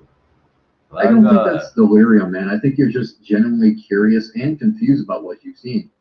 And that's completely natural. That's how I was after my encounter. That'll work. And it might help you to talk about it. So if you want to come on here and talk to me and Chris about it, you're welcome to do so. Absolutely. And let me be honest with you, second star. I would be very open to speak to you about it and show no hesitation. You know, this is a thing if you're interested. If in the event you would want to. But as Ryan said, I don't think it would be delirium either. No, it sounds like your mind's trying to process exactly what you've seen and heard. And that is completely normal. You know, so don't think anything ill of it. Just kind of go with it. You know, talk to some people about it. It might lessen as time goes on, or it might intensify. You might want to find out what you see firsthand. Mm-hmm. Which really, I can't discourage you from doing that. I would say go for it. Find your own answers, bro. And if you need some advice or want to talk to me and Ryan, we're here. That would be interesting, wouldn't it, Julie? Got my email. You hit me up anytime you want. My God. Paul goes, do you think that people confuse extreme fear with feeling love you too there, Past Life Explorer. I think that fear plays a heavy factor, and fear gives us emotions in different ways. It's one category of an emotion, but everyone takes fear differently. So I feel that it does happen. And for some people, it doesn't. I've heard stories of people who've been in the woods their whole lives, and when they've seen dogmen, they don't have fear. They might be slightly intimidated, but they stand their ground. So it differs on how the person reacts. What do you think, Ryan? It would depend on the situation. I mean, it depends on what kind of dogman you're actually seeing as well. You know, as we were discussing, Chris, there's the flesh and blood type and then the manifestation sort. Right. You know, the more supernatural one. I think if you're actually going to run into these supernatural ones, that's really when the fear comes on. You know, they're transmitting something to you to make you feel that terrified of them. Whereas the flesh and blood one, not so much. They're just doing their thing and you're getting scared of them naturally. It might like that there, Vixen. You never know. I agree. Hey, bring him a free collar. The U.S. government is finally admitting to the existence of UFOs. Do you think that they'll ever do with the cryptids? It's very interesting how you mentioned that because I'll be honest with you, when I had heard about that, it wasn't surprising to me, but it was just very complex because it's like in the middle of this pandemic, we hear the revelation that there are UFOs. When it comes to cryptids, though, you see, the difference between a UFO and a cryptid is that a cryptid is on the ground and a UFO is in the sky. People are going to go out looking for the freaking cryptid more than the UFO. So to expose that type of cryptid, let's just say Bigfoot's been running in the forest, right? Well, how many people out there are going to be loose cannons and smack away the idea that they want to go and get a cryptid, hunt a cryptid? There's a lot of boundaries when going ahead, I think, and trying to reveal to the public. It also has a lot to do with revealing a lot of things, plus also historical textbooks, right? Yeah, I want to name a dog man Lassie. You know, I don't think we're going to actually see any revelation regarding cryptids anytime soon. Yeah. You know, if anybody's ever going to reveal their existence, it's going to be some independent researcher. The government just isn't going to come forth and say, hey, by the way, you know, so I don't think we'll ever see that anytime soon. No. UFOs, cryptids, not so much. I think so. I agree. Let's see what else we've got here. A lot of you guys have some very great questions. Hey, there you go, Julie. My God. That Bugs Bunny reference? Yeah, it was. Of our missing the abominable snowman. Hug him and squeeze him and call him George. It very well could be, yeah. Yeah, you be right nice. Or I'll have to chastise you. In the Golden Age, just talk about like the missing link between the human. Right? So I mean, Lord, it's been a lot of interesting type of discussions. Hey Ryan, I know that this is a million I'm asking, but do you still want to talk to me about that Dogman howl? Oh, yes, Colin Henry, actually. That's the howl I played for you, Chris. I'm going to be extremely honest with you, Henry. I've played the howl myself. It's very, very interesting. It got me goosebumps. I was talking to Ryan about that. Mm-hmm. Yeah, we were trying to figure out what it was, and we just couldn't come up with anything. Well, yeah, of course we want to talk to you about that, huh? It freaked me out, to say the least. I don't know. That could have been Julie yelling at somebody, though, to be honest with you. Damn, Julie. But yeah, no, I really did like that howl, man. It was very interesting. It was terrifying, which makes me think it was Julie. If you ever had her yell at you, you know what I mean. Very freaky thing. There you go. Yeah, that was crazy, wasn't it, Cole? I'm just looking at some of these comments. I'm sorry if I offended you, Ann Watkins. It's a raid. Wait, well, that was a ball. I don't know. Here's a when we're giving theories, it doesn't make us right, wrong, or bullshit artists, okay? Yeah, we're not bullshit artists here. I just want to clarify that. I mean, people who've watched this show much longer will understand that. Well, if you're asking our opinions or our ideas, when we give them to you, please don't think that we're bullshitting you. We're not. We're giving you our theories, our ideas, our perception on these things. If you don't agree, I apologize. Yeah, seriously. That's okay. Oh, yeah, it's fine.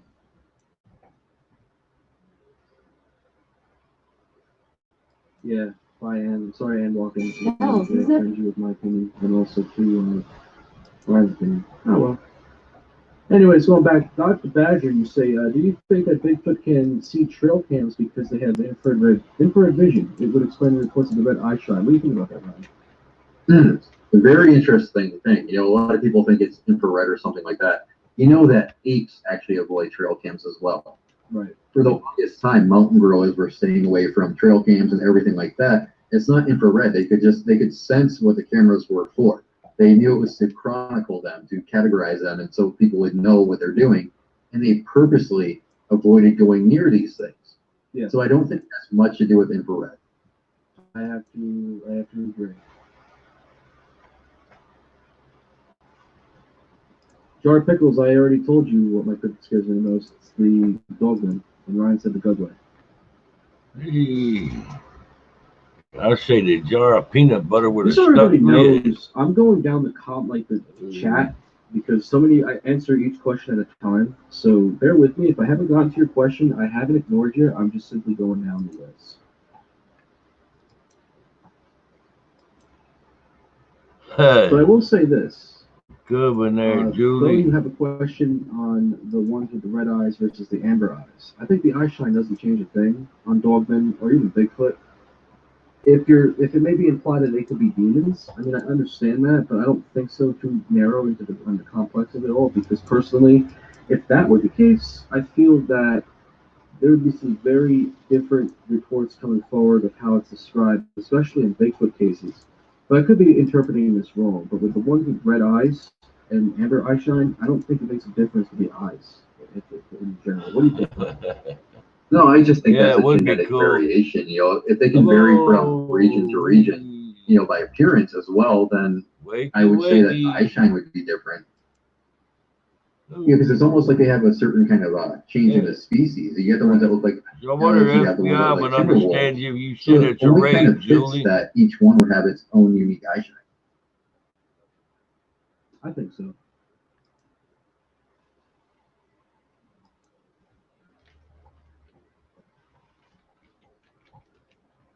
It's interesting, though. There's a lot of interesting questions when it comes to this. One of the more better natured of things. We're already going to an hour in, folks. Hope you guys are enjoying this live stream. Me and Ryan are answering questions best as possible. I hope you guys are being entertained, having a good Saturday evening. And folks, if you guys like the stream, drop a like. There you go, Julie. We appear to be being censored, so a lot of people aren't really getting these notifications that we're live or that we're premiering new episodes. There you go, folks, big share this channel. Feel free to. We're live right now, and it'd be great to take all the questions in the world. So, folks, hope you guys are enjoying the stream. It's very good to have you all here. Yeah, be Giving cool. you our most uncut and honest opinion. Tighten up. It'd be cool to sit there had a them Sasquatch as a FBI agent. Supernatural abilities, or are they just that physically imposing? I think if it's physically imposing, but you also got to remember too that in some cases with Dogman and Bigfoot, the encounters happen so quickly because of the adrenaline and fear from a lot of eyewitnesses that there's a lot of that's good, Vixen. By God. Observation that makes it feel like you go raid Ron's house and get all these red crayons. How come we're not getting a lot of reports of people coming out of attack? I feel like they give people chances to get out of these situations. There's some sort of morality to it. Not to differentiate between it, but at the same time, I don't think it speaks supernatural, because if that was the case, then a bear running at 50 miles per hour, which they can easily do if you really catch them the size of 25 miles per hour, a bear can do the same thing, right? Dog can do the same I'd like to do that, Cole. That'd be fun. Ryan, what do you think? Well, the answer to that question would depend on what your definition of supernatural is. And we're taught what's natural. We're actually taught what is normal. So if something moves faster than we do and it's not normal, automatically our mind thinks natural. Right. So if these things were supernatural, like Chris said, a lot more would happen here. I think what's going on is they just have faster reflexes and they enact faster than we do. And when we see this happen, we go, hey, that's not normal. Which to them, yes, it's normal, but to us, no, it's not. So again, your definition of supernatural. I agree.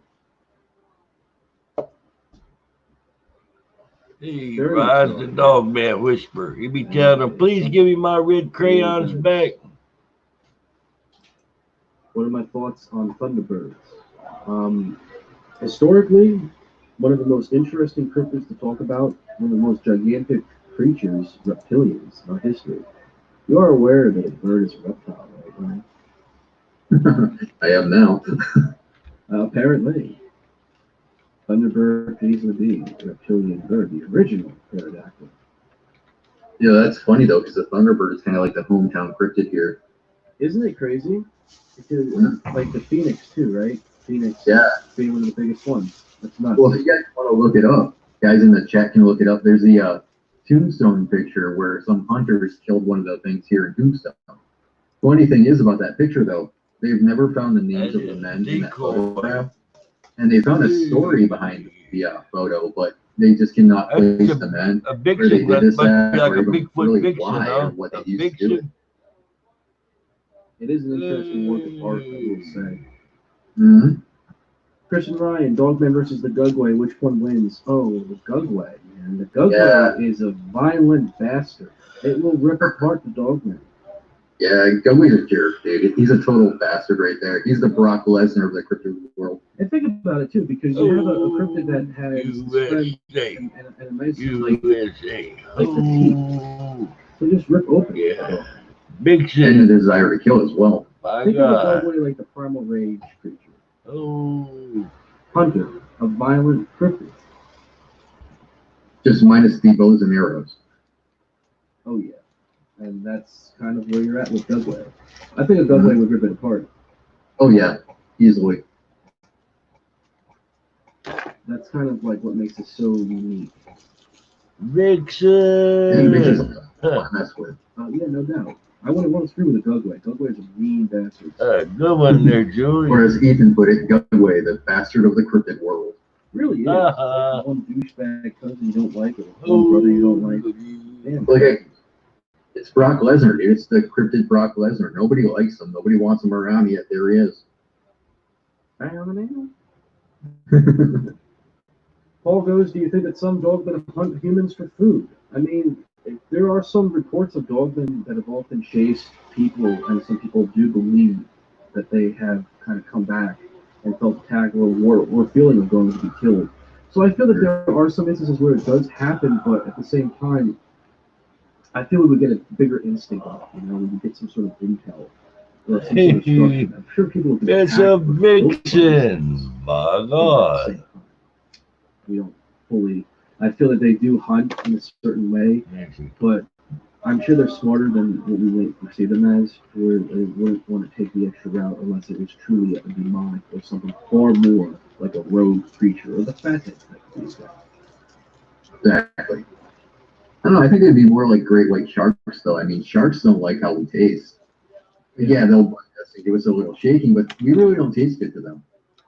They'll still eat you. So I don't think they go through all that effort just to kill us and try to eat us when they really don't like how we taste.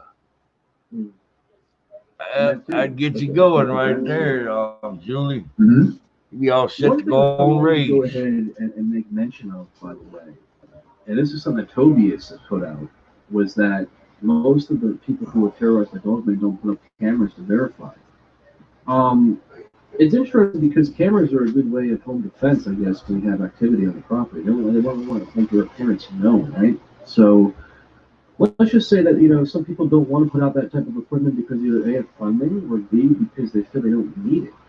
Some people are more respectful towards it, but at the same time don't have various ways to go about it besides listening to the podcast, which kind of sounds a bit ridiculous, but really it's kind of giving an answer to what you're kind of going about, Tobias. But I agree with that. I do. Yeah, it's about that, right? That's actually a very interesting question. I would just say that, maybe people have learned, okay, we don't want to mess with these things. And I wouldn't want to be out there hanging up cameras while there's some vicious dogmen around me, man. No. It's just, it's a death wish right there. If they were to come back with a camera and something else to it, like a dead animal, then that's implying that there's going to be some sort of conflict. Right. And some people just don't want you to know. I mean, in this world nowadays, some people have these things going on. They don't want themselves on camera anymore. So, I wouldn't put cameras up either, but that's me. That's just me. Ethan goes, Fearless Leader and Ryan. What's the most unusual case of paranormal cryptids you've heard of? Ryan, you take the bell first. The most unusual that I've ever heard, I'm going to exclude any names here, but I actually heard of a woman who was supposedly having a sexual relationship with dogmen. That was actually a very disturbing story. And why she felt she wanted to tell me this, I do not know. But this is the kind of things I have to hear, people, so pity. But yeah, she was having a sexual relationship with dogman, and she was rather enjoying it from the reports she told me. So, from your go, Chris, that's your answer now? Oh, by all means. It's like, what? The reports have gotten cases where people were, some farmers were explaining to me about how their livestock had some sort of sexual assault from a Bigfoot, like giant creature, due to the tracks, and I'm not saying to be comedic, but the tracks of semen that have often been found on some of these cattle and some of these horses. So there's very crazy type story, one of the most freakiest of them all. But I'm sure some people can also, who have heard these similar instances of that type of thing with Sasquatch. It does happen. I mean, definitely not your sexual encounter with the dog man, but it's interesting. And some of the reports that you get out there, goodness gracious, man. And that goes into Leroy's question of what's the most outlandish Bigfoot and Dogman story that you've heard. I'll go and take this holder first. I think one of the most outlandish ones was the reports I got in the Pine Barrens, the ones where you would often hear these reports of the creatures making these outlandish howls, making intimidation calls. A lot of craziness would happen, being chased out of the woods by these things. And it goes back to the thing of they want to track humans for food. I feel that this was like some of these fathead types that have been described in the Barrens are the more rogue types. So the ones where there's a bit action of them being chasing people out of the woods or coming after cars or trying to break into houses. Those are the more outlandish cases I've often gotten that have really freaked with me because it shows that these creatures can go above the measures of your typical outside report. What do you think, Ryan? I'm gonna have to go with the ones where they try to break into the houses. Yeah. That right there just shows a really, really high intelligence, but it does make you wonder why would they want to break into the house using the door? You know, wouldn't you just want to jump through the window like they do in the movies? Seriously. That's what I would do. I mean, I'm not going to sit there fiddling around with somebody's doorknob. I'm going to launch myself through the window and just, yeah, there we go. I'm in. Now what? And that's also kind of like a good getaway. Some people often argue about it too. You know, like it's one of those things. It seems weird that they would sit there and toy with the doorknob, though. Why would they do that? I just don't understand that. It doesn't really make a lot of sense, but I suppose it could happen, though. Not gonna lie. Oh, I agree. Chris and Ryan, do you suppose that you could evade dogmen by getting into a body of water if one is available, or they can swim as well? There have been reports of them swimming. One of the reports in Michigan, there was a report of a fisherman and his buddy who was splashing in the water, and this creature was swimming up to this boat. Ethan! There have been cases. There was a case in Texas where these guys were filming a dog. Yeah, change around, Ethan. What you doing, brother? And it looked like it was coming from swimming at first, or it looked like a dog man, and it just ran back. But my point of the story is that there have been reports where people have often said that they've seen them swimming, and then there's been that case in Michigan in the 20s and 30s. Welcome back here, Ethan. Up the boat, so they do swim. You can't evade this creature. The only way you can really evade this creature is if this creature stops and goes the other way. Even if you're in a car, this creature can keep up in a car. So there's really no way of evasion from them unless they choose to evade them. Almost sounds like a swarm of bees. Ever see what bees do when you run into the water? Oh yeah. Bees will just hover above that water, take it out, and chase you again. Ethan was out touching a Bigfoot everywhere. My God. That's terrifying. No, I hate bees, by the way. I'm allergic to them, so I understand. Yeah, me too. Hey, fair enough. That's why we're show hosts. Chris, what do you think of the theory that the Gugway is an evolved version of a giant prehistoric baboon? Very good question. I think that they do have some sort of history with primate, but I don't think that they are. They could be a baboon. They do have that very good representation, a very vivid complexion of what they look like. Personally, I think they do have some sort of primate in them, close to baboon, but I don't think they're fully a primate or prehistorically speaking anywhere near that branch. They must be an advanced hybrid type, hybrid of perhaps maybe something far more of their genetic structure seen in the wildlife. Yeah, that sounds about right. That came from Colin Henry. Yes. Yeah, he's got some very good questions. He's very much like you and I as far as the Welcome theory back, goes. Ryan. Oh, Hey, Ryan's back in the house. Question. My I God. apologize. I'm getting on Skype. I will speak to you momentarily a little while after the show, but Hey, wash your finger there, Ethan. First of this month, speak to you. So, just answer that away. Hey, that wasn't my peanut butter you were touching, Ethan. That was a stool sample. My God. Looking at these questions. There's a lot of them coming in. Lunatic friend. Does cryptid activity increase around the mountains? There's some summer reports. There's a lot of actual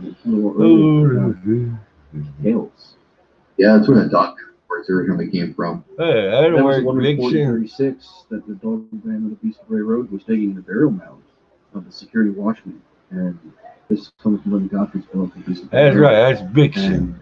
She's part Bigfoot. She's part Vixen. That's Vixen. Digging the mound, and one night it was digging the mound again with the spot of the security watchman, and the watchman prayed, and the creature ran off. But they haven't seen in Indian burial mounds, I think. Mm-hmm. Oh yeah, I hear a lot about that. Oh, for sure. I don't think that has anything to do with the supernatural part of it, though. Yeah. I mean, that's also another thing, too. Hey. I mean, if you're a predator and you know the dead's buried there, why would you dig there? Food. Yeah, and that also leads to the skeptical part of it as well. Titan goes, Chris and Ryan are the Dogman tree climbers. Have you heard of reports of dogmen in trees? I've never heard of really of a report, but I believe that they can have some sort of ability to climb. You know? Yeah, no, I've never read of any of them climbing, but I'm sure they could if they had to. Oh, for sure. I agree with that. So, I think it'd be kind of difficult with their body structure. I agree.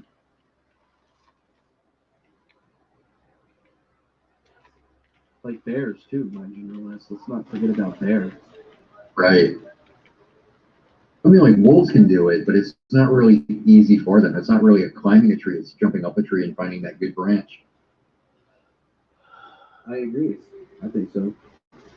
Tighten Up has a good question, though. He goes, Chris and Ryan, if cost was not a factor, what type of cryptid film would you make? It's a very good fantasy question because personally, filmmaking is kind of on the bad side right now. It's grown out, right? But I mean, if I was to make a cryptid film, I would definitely do something, not Blair Witch, but something where it feels like an urban, independent film, and one of which that is just so booming and banging that it would be more of a psychological thriller than it would be of an actual horror film. I'm down for slasher gore, but at the same time, I'm not in the same boat to continue the same type of monster movie they've done with Bigfoots and werewolves and stuff.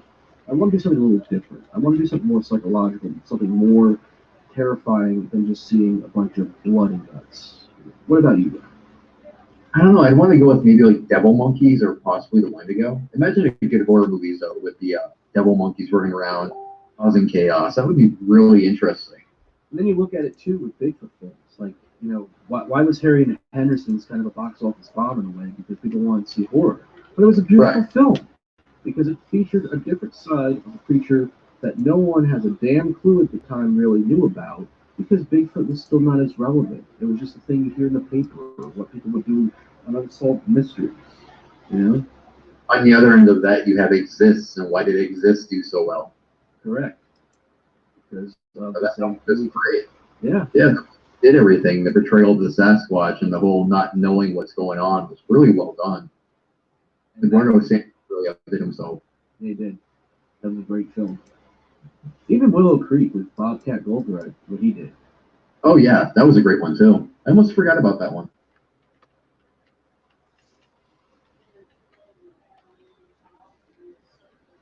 But yeah, I like that kind of question, you know. A lot of good questions tonight, guys. Yeah, really. Jay West, he goes, how did these dogmen and Bigfoot not fall through the roof of the house? They weigh 500 more pounds, something over 1,000. How do they not fall through? That's a good question. Yeah, no, I mean, really, it is. It might sound like a comedic question to some, but it really is a good question because now think about it. How can they not break a damn roof with how strong they are? But you can also think of it, too, that these creatures, when people comment about they hearing noise on the roof, they could be jumping to pull this noise. And also, too, I mean, I'm sure that they kind of got a good intelligence where they know what part of the house they need to be on. I mean, if someone's sleeping, right, and there's a Bigfoot looking through the window on top of a house or a roof, of course these things are going to be smart, but at the same time, you don't see this in suburban areas because, quite frankly, not everyone's asleep in a suburban area after 2 a.m. So, that was a really good. It's a good question, though. That was a great question, actually. Beta Aquarate. Chris and Ryan, what do you guys think about the theory of Bigfoot and Dogman possibly being tulpas? Okay. Well, I'm completely in the flesh and blood camp, so. Yeah, I'm in flesh and blood camp as well.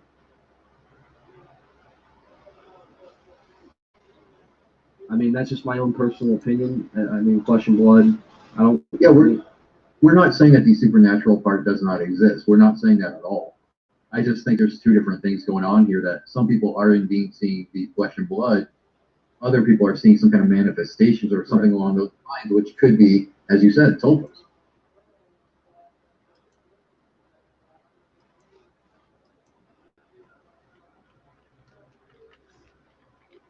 It's interesting. Really is, though. Tracing down the line goes. Oh, hold on. George had a question first. I apologize if I kind of missed a few questions, guys. The beauty of this chat is great. Soul Brava, sounds like you're chiefing. What have you been smoking on? I'm not smoking on nothing, but great analyzation. Judging by the name, I'm just messing with you, but I'm not smoking nothing. Anyways, let's talk some actual questions here. Okay, Chris and Brian, do you think it's possible that vampires are real? We've talked about vampires once in Blue Moon, Ron. I think they're real. Yo, I definitely do too, especially in the French Quarter. These Strigaway, as they're called.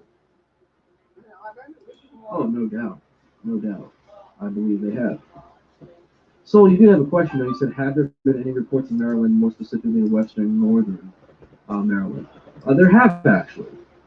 But there have been reports of what exactly? Dogmen? You're asking about goatmen, because there's goatmen sightings in Maryland as well. There's Bigfoot sightings, and even some chupacabra reports, I've heard.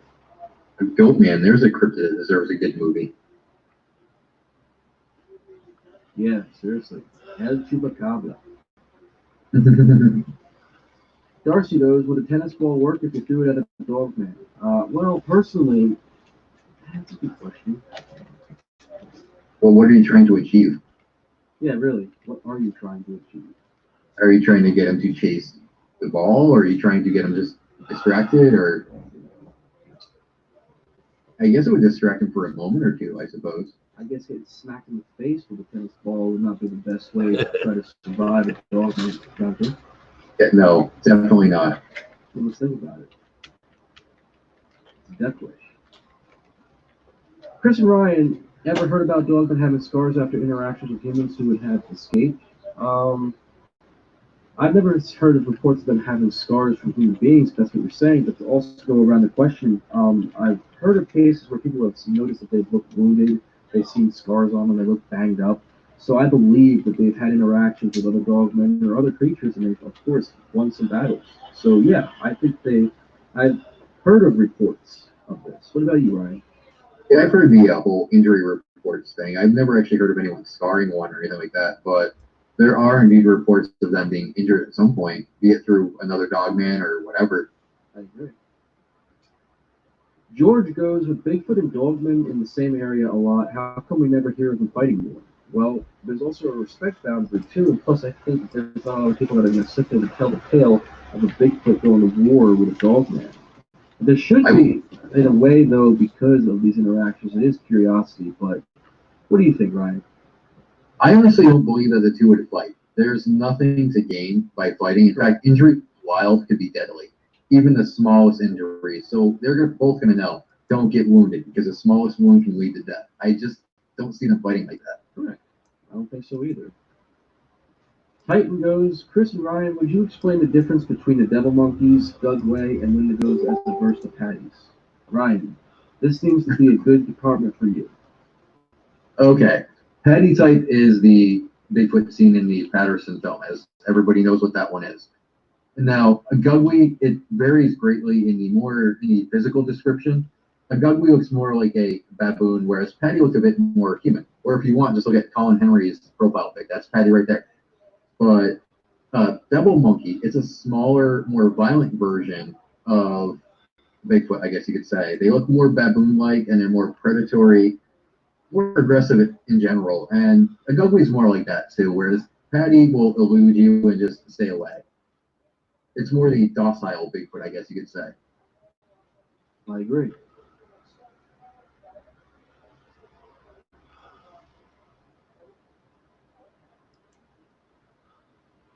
You know, Toby, is to answer your question about why there have been no great single dogman movies from Hollywood. I mean, personally, I thought Curse was pretty damn funny, but I understand it wasn't the best film. It had a very good menacing werewolf in that film. Yeah, that was a great one. Underworld wasn't bad. You know, the Vikings weren't the major part of the film, but was he talking werewolf movies, or is he talking dogman movies though? Because really, there's no dogman movies yet. They're all werewolves. Yeah, really. That's kind of how it comes down to it. Second Star has a pretty damn interesting question. He goes around with the question of how is it that dogman encounters are all bad? Where are the good reports of them, or do they get overlooked just to have the fear factor increase? That's a very good question for two reasons. It really does bear out between horror narration and the way it's explained as a creepypasta as an eyewitness going on a show. Because there is fear factor that's put into a lot of the cases because everybody, I think, can listen to these type of things because they like to hear fear. But at the same time, there's also this thing where people, and I'm not saying this in a negative way, but like when it comes to being overlooked, we see dogmen as these monsters, right? Because what do we think of when we first hear the description? A monster.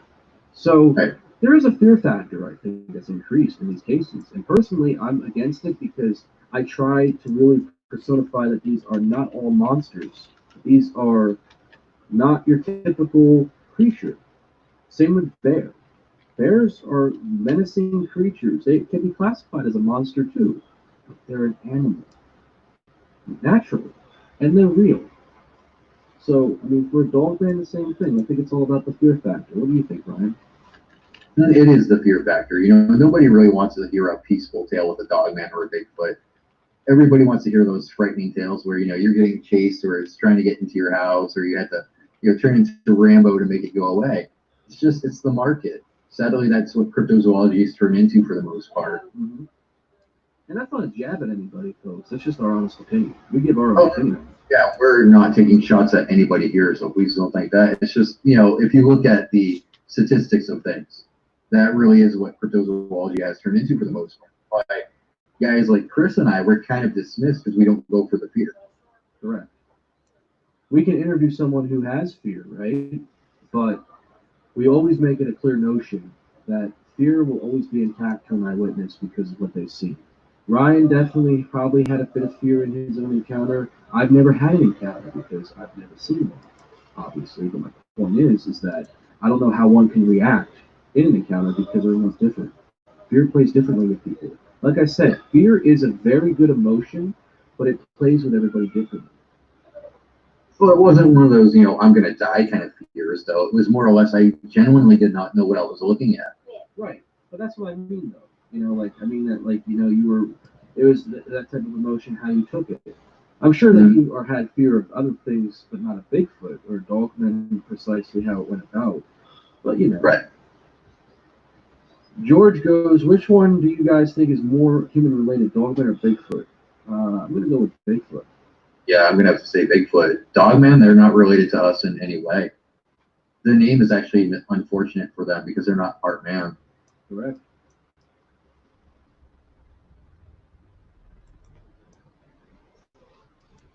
Thank you, Ali, for the base.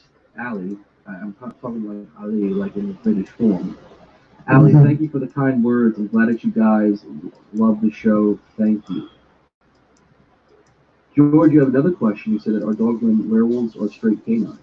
Well, that definitely goes into the whole flesh and blood versus supernatural belief, right? Because I think, and I remember when I was interviewing Big Pundit for this, one of the biggest downgrades, right, when we sit here and do these type of shows is giving our opinion on it's being straightforward.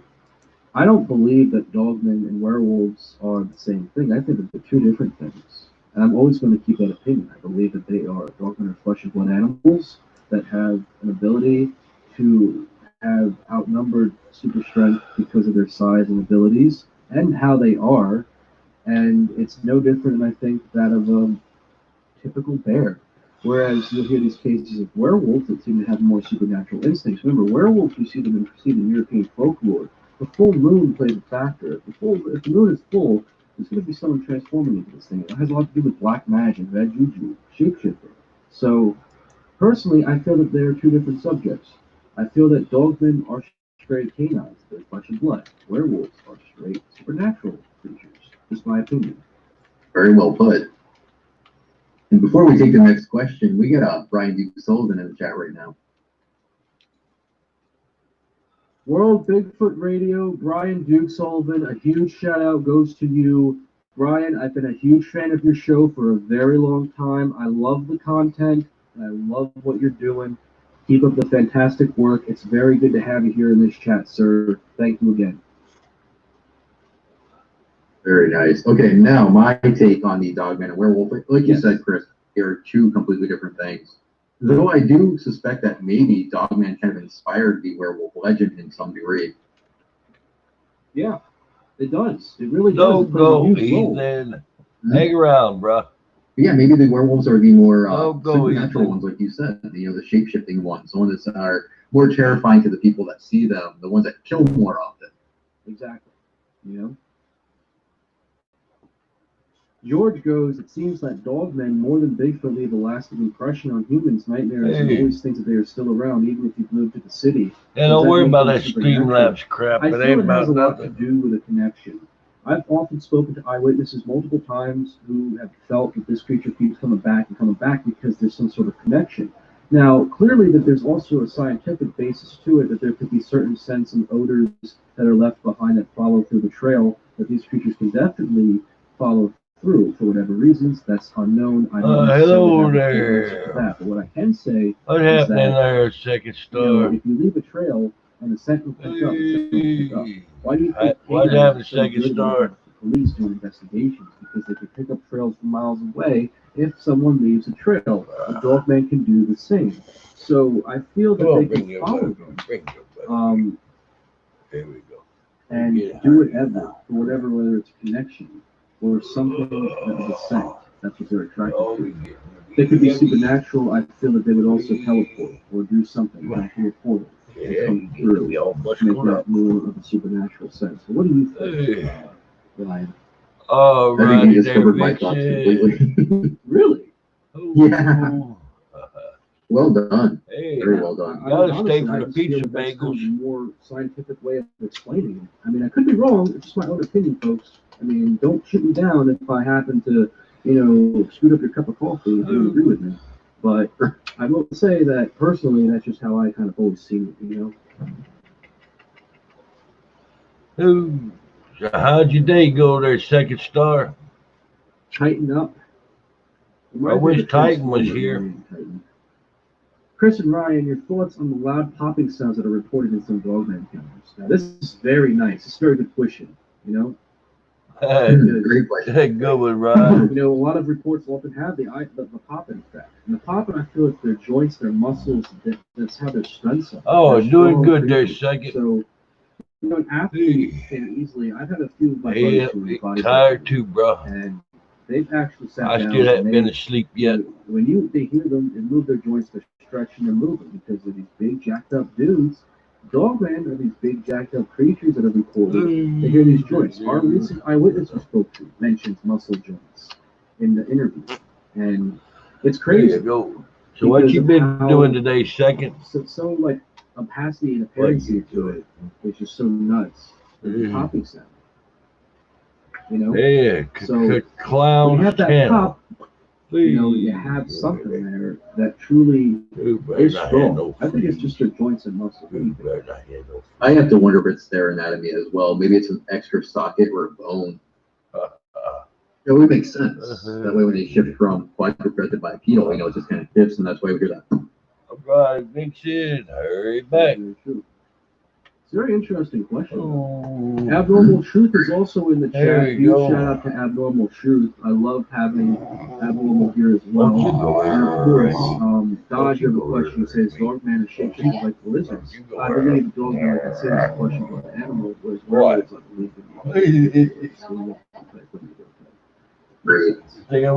Tobias, I know that you said that, well, what I meant was if you believe that if one were to make a great serious fantasy movie about Dogman, well, it'd be amazing.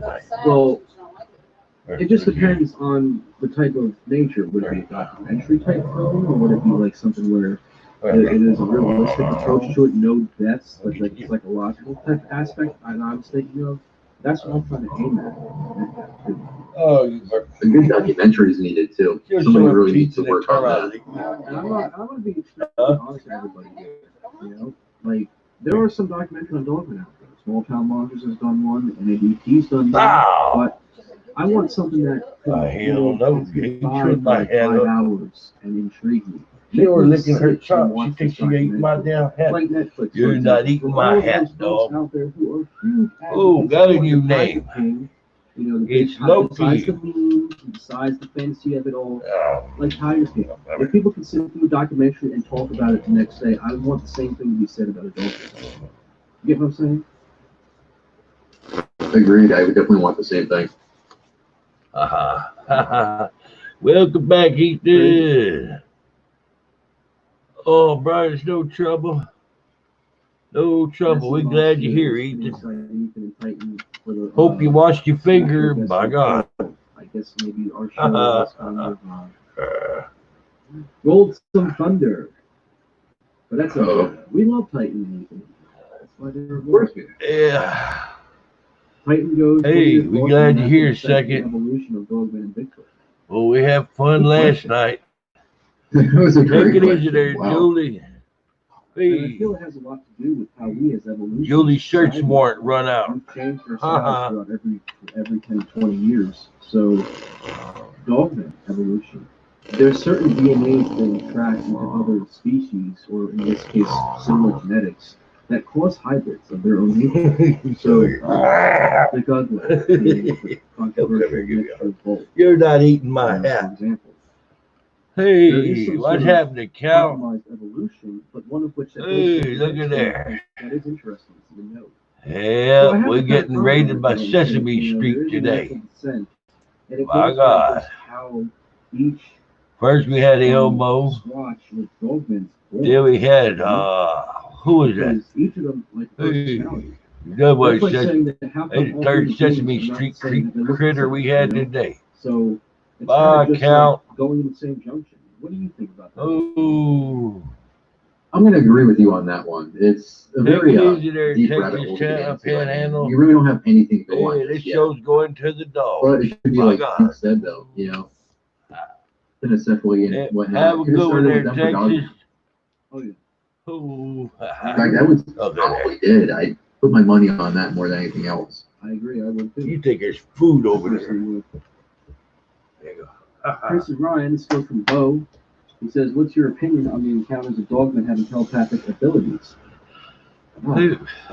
Glad you come by, Texas. I feel that there is some sort of spiritual miss you, bro. That they do have. If y'all would, hit that like, share, and subscribe button. Smash that bell, join the fam. You never know what we'll be doing next. I released 3 new videos there last night. Oh yeah, that was trolls. Today's a holiday. It's Troll Day. Oh my God! What these telepathic abilities are. What do you think, Ryan? I think when it comes to the telepathy, I think that's got to be more the supernatural type that we were talking about earlier, the manifestation. I don't see any flesh and blood creature really having telepathic. We're kind of getting a little mild raise there. I don't know. It doesn't seem like it would happen. I guess we'll get Big Bird next. I agree. Dodge the Badger, he has a question. Goes. Maybe the Cookie Monster. There's been some reports. Yeah, Cookie Monster come by, he can get all Ryan's cookies. Go nom nom nom nom. The pups are going to stay hidden for the most part. Oh, no doubt. Like bear cubs. How do skinwalkers and werewolves correlate? Well, could be the same. Literally the same thing. Yeah, man, I see Eli and John Caleb is at it, or Colin is at it. Like a dogman, a natural dogman versus a supernatural werewolf. My God. And I'm not saying this to be in Marvel. I knew it. There's the Cookie Monster. Hey. You know, if they could pretty much my Cookie Monster. Be the Snuffleupagus now. So, or Big Bird. It's the same thing. Might be Mr. Cooper come by next. Or Hooper. Ooh. I will say this though, Duke. Yep. Y'all know you can recycle toilet paper. We get through it and just put it in the box and send it off to Mr. Whipple. He'll squeeze the shit out of it and send it back to you. My God. Say they have dogmen. People who apparently sat down and talked with dogmen but never explained details. People have blocked me because of that. Chicken and squash. That sounds good, Ethan. That's what causes controversy. But corn? Hell yeah. A huge problem. So I had to just stop and take. I better go make me a burrito here in a minute. It's a complicated subject. Very complicated. I get something to eat. Julie, Miss Julie has a question. She said, "Ryan, have you had dogman studies after your encounter?" Why did I hear Julie and I think it's FBI? FBI? About it too much just yet. Oh, there Big was a Bird guy will here be in here Arizona that next. was having some issues with We've them. been getting trolls coming in named after Sesame Street characters, And Ethan. it turned out to be very interesting. So once I We get had permission Bert, from him and we other had parties involved, I'll be more Elmo, forthcoming with the information. Count, I we can't just had the wait. Cookie It's very good Monster. information, and it really is. Hey. You know, I'm very excited. It's going to be very good stuff. I'm just hoping he agrees. I agree. I really do. I've been laughing about it. Now, George, you say that the 7 types. Joel's going to send me that sometime back a long time ago. Big Bird say the letter P stands for prance and pad and punch and push. How else would people be seeing? Like, if you don't send him a lot of money, he'll prance over to your pad and punch you in the push. My God. There's definitely some sort of DNA there. Yeah, region variation and whatnot. I know, Soul, you had mentioned, George, what the 7 types were. I know some people have talked about it in the chat, but the 7 types are basically through the Type 3 variants. There's 3 of the Type 3s looking more like your Bigfoot-like ones, but not fully Bigfoots. Like, imagine Bigfoots with more canine-like instincts. And you got the canine variants. This is my favorite big toe you get. Preferably, Ryan, you've explained the chart better than me. Yeah, Big Bird. Well, you know, they have the German Shepherd head, and then you got the hyena types. The hyena types are very interesting, and of course you have the what people call the American Werewolf in London type. The ones that got claw heads, and yeah, they look like that werewolf. It's a very interesting chart. I kind of wonder how accurate it is, though. Yeah, I think he actually might know more about that if he knows if there's any new ones that came out. Very true. Because you get the fat heads as well, the ones that everybody says is the government experiment gone awry. So what? Paul goes, do you think that there are accounts of feral children? Yeah, we had the Count, Elmo, Oscar, Cookie Monster. But I don't think all the cases are. I feel that there are some kids. I mean, look at the kids. I'm a cryptid. Last time I seen, I was wandering around the aisles in Walmart looking for peanut butter. My God. Storytellers. More importantly, you would think that there'd be more of a debate on that. It's Grover. People have claimed to have Sasquatch. Bye, Grover. Glad you come over. It's kind of hard to really get your head on. Yeah, it is. I don't have a solid answer for him. Sorry. Yep, I went Grover. Research that a bit, though. Got kicked out. He'd go get rolled into clover. My God. Oh. Now, I'm going to be extremely honest with you guys. One of my favorite childhood films, very cute movie, very beautiful, sad movie. It's called The Bear. And it's a movie about an orphan baby bear that is adopted in a way by this giant Kodiak bear. But it's a male bear. And as everybody knows, male bears are known to kill babies that aren't their own. More importantly, that's why the mama bear often attacks them. And, you know, personally, it's a very cute movie. But there's one particular scene in that film where the little baby bear, eats mushrooms. And now they're right. The mushroom scene, it's cute. Where he needs your red crayons. Then you can sit there and do a sketch of it and prove it existed. And it would just start, you know, freaking. Watching its own hand going, hey, that's cosmic. Never run into a dog and a Bigfoot eating a damn mushroom. No, definitely not. I remember that movie, by the way. That was a mama bear, my God. And hunting in cemeteries. Behind this microphone, I do not have all the answers, but I do have feelings. Here we thought you were cold and unfeeling. Honestly, if I was a heel, absolutely, but personally, I'm more of a fan favorite. No, I like to be the anti-hero to be exact. But you're the baby face, huh? No, baby faces are out of style now, man. They are. People root for the villains more than the actual hero in the film. Yeah. The villains are better. Yeah, but that's not two pillows, Ethan. By God.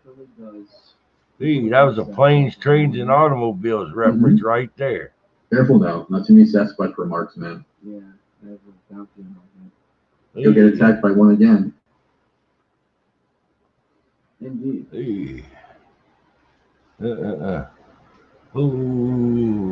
Some of you guys have very good comments, very great questions. But all you guys do. Not some people.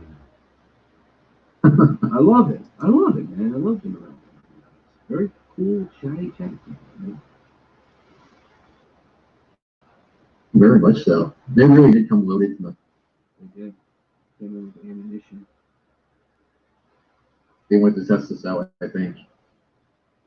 AP has a good question. He's like, do you think the dogmen sleep underground, abandoned buildings, or old mine shafts? I think it's all three to be exact, AP. You often hear cases of people finding dogmen dens where people have reported that there are some sort of creatures in there. You often heard about cases where people have been in abandoned buildings. Yep. There have been mysterious things. Yeah, Ethan, no checking for hernias. That can seem to go through abandoned areas as well. Look at cabins, for example. Someone's going through a cabin, right? There's going to be something in there. Same thing with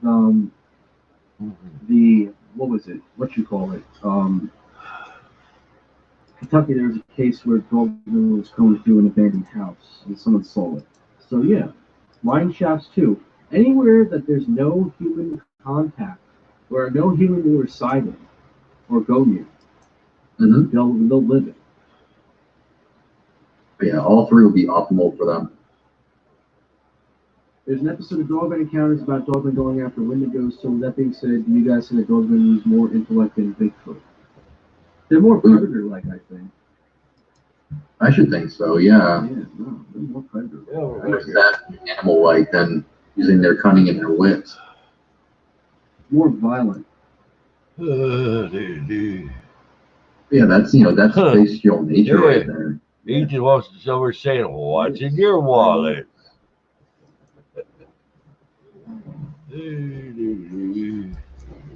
Abnormal, you're talking about the story that we're going to be posting out on Tuesday? Yeah, they already spoke about the account. Tuesday we'll be revealing that upload. Very good upload, too. I can't wait. Yeah, that was a great interview. It was exciting. Soul goes, does the government actively investigate dogmen or know what they are? I feel that if Big Brother is fully aware of keeping these things hidden, they know exactly what they are, to answer the question. And I feel like they do investigate, they do monitor, but it depends on the definition of monitoring. Like monitoring certain areas, or are they just simply looking at places that are known? Hey, K-Pub! What's happening, bro? Why do police often check certain areas? Why do police evade people away? Why is that? It's a scary thought. Hell yeah, Layla prettier to look at than me, Ethan. You said that right. Chris and Ryan, your thoughts on why more female types of dog and Bigfoot are not encountered? They are monogamous, or do they have? So what you been doing, K-Pop? Hierarchy, I'm sorry. Personally, I feel that these creatures have more. I think female types are more hidden because they're also more of the motherly like, the protecting the young, or the males go out and kick ass. Is basically how to put it. I'm going to be honest though. I mean, there have been also some more reports of female Bigfoots. Ooh, y'all would hit that like and share button, please. Females, I think they're a bit more aggressive than males. The females, if there's a young around, they're going to kill somebody. Like that's why you don't piss off Mama Bear. Because Mama Bear will kill you regardless. But well, here's the thing, though. How do we know that we're not seeing the females? We might, but we're not getting close enough to, check the wedding tackle. There definitely is something. Yeah. That we sounds do good. A lot more often than we think, but we don't know how to identify it. Steak fajitas are awesome. Tobias has a thought of going with there. Why are there close to none reports about bikers being chased or assaulted by dogmen and werewolves? We look upon some of them chasing cars. That's a good question. I feel like there's not a lot of people coming forward being chased on bikes. There have been some reports, though, that have been people being chased on bikes, going through trails in the woods, being chased away by these things. Yeah. Yeah, there definitely has to be some report somewhere. Or maybe it's just the loud sound of the bike engine keeping them away.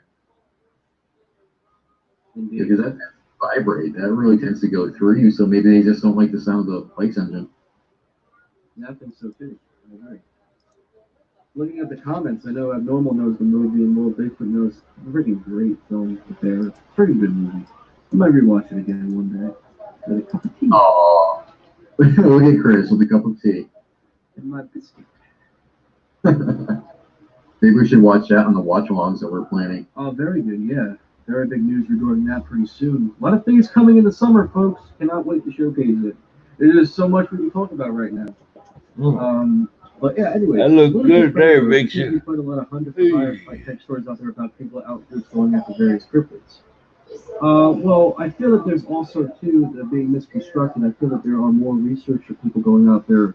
They're looking at it. You ever remember two hunters come back with telling stories of how they can shoot these things, but they're not going to take any damage, or these things are too intimidating enough for them to even give a shit about wanting to come out and be a hunter for hire.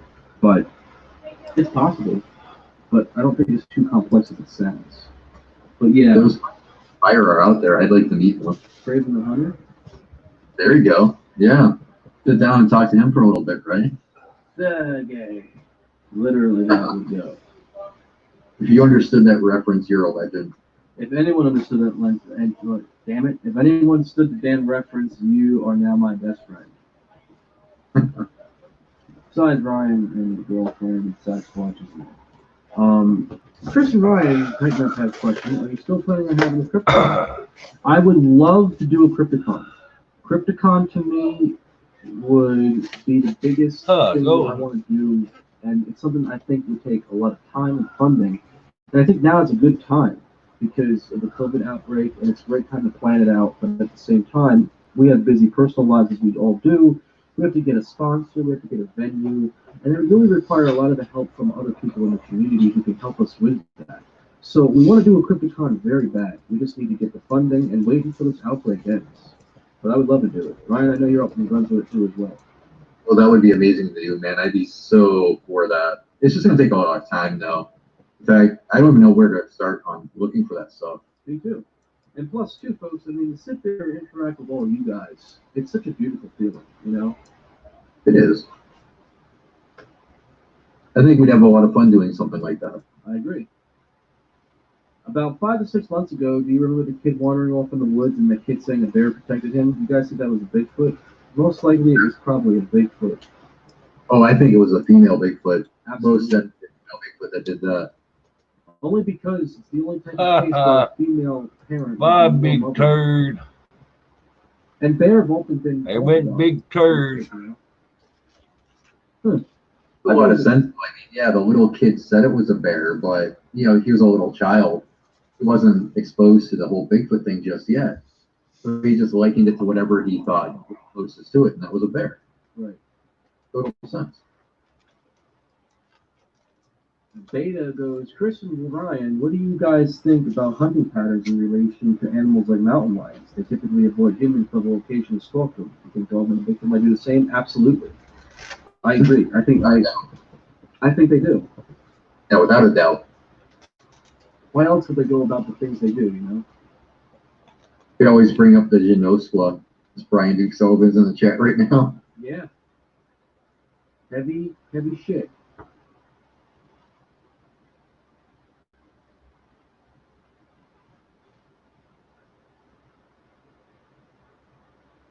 That's right. Dwayne the Rock Johnson. Yep, the heel comes through. Gotta love it, Robert. I see all these wrestling quotes now. Isn't it nice? It's amazing. I love you guys. Dude, I love it. That's right. It Also, don't matter what your name people is. seeing other people without faces. Jar, I'm gonna be honest with you, that all sounds like some creepypasta stuff, man. And I think that it definitely misconstrues with what we're talking about here. People without faces is like Slenderman. What do you get out of that, Ryan? That's got to be some kind of horror story or creepypasta. I've never heard of anything like that. I'm not trying to degrade the guy. I'm just being honest with you. I've never really got into that type of thought. No, creepypastas just aren't our department. We're researchers. We're not authors of creepypastas. Give it to me.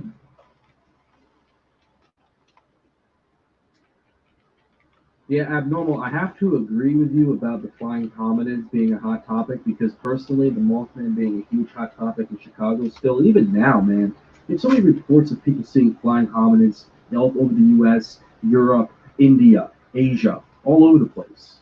So, you know, you have a lot of activity hitting up storms, you know? the Caribbean cannabis appears to not. I mean, there are reports of some sort of animals, I believe, but not cryptid-wise. So I'll get back to you. Most definitely. Styling, profiling. Ethan knows it. Yeah, Ethan's a wrestling fan. I see it. I see it.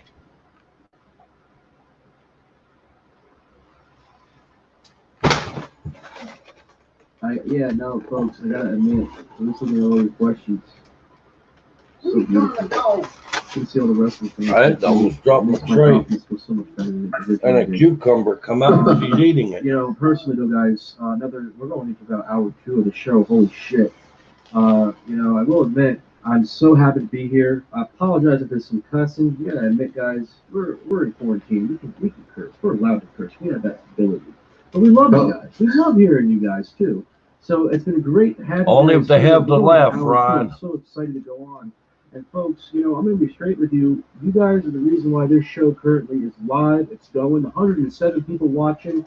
Folks, if you like this show, please drop another like. If you guys would like to share the show, folks, by all means, YouTube has kind of censored us a bit with the algorithm. So if you guys can share this show and showcase that there's another Cryptid Paranormal show talking some good stuff right now, give it a nice share. And guys, please, if you can, take a look at the links down below in this description. We have social media. Want to follow me on Instagram? You can follow my Instagram. We got our Twitters. Follow me and Brian on Twitter. You guys want to send us an email? Send us an email to venomousfringe@gmail.com. You guys want to join our Venomous Fringe official Facebook group, folks? It's down below. Check out the link. We'd love to have you guys there to interact with us there as well. And guys, too, if you guys love the show and want to help donate and support it, we have a PayPal down below. Well, with all those commercial paid advertising being said, we're going back to our regular paid programming right now. So, now, with all that being said. I saw Y2J mentioned in the chat. There we go. Now we're talking. There we go, baby. Judas. That will ever. Yes. I did. Y2J, that's my dude right there. I did. He just made the list. Oh, yeah. Hey, Allie, you have a good one now. You have a good night. It was nice seeing you in the chat. Take it easy, Allie. Literally, we're going to hour 2. It's 11 o'clock by me, man. It's nuts. Wow. Goes to the grindstone. Telling you, baby, we're kicking some nice ass here. It's going on 11 o'clock. Still have my iced coffee. I'm still feeling pretty confident. So you know what? Let's keep it going, folks. Soul Brava has a question. He goes, how do UFOs tie in with Squatch? Ryan, would you like to go for timing belt? Sure. A lot of people actually see UFOs right before, during, or after Sasquatch encounters. Some people theorize that, well, Bigfoot is alien created. I don't really think that, but I think it's possible. I'm not going to deny it's possible. It's just not the theory that I run with. Yeah, I agree. I don't remember that theory as well either. I personally feel that they have some sort of connection, whether it's like some sort of small connection, but these are all creatures, and they're two different subjects. Extraterrestrial versus a flesh and blood animal, you know?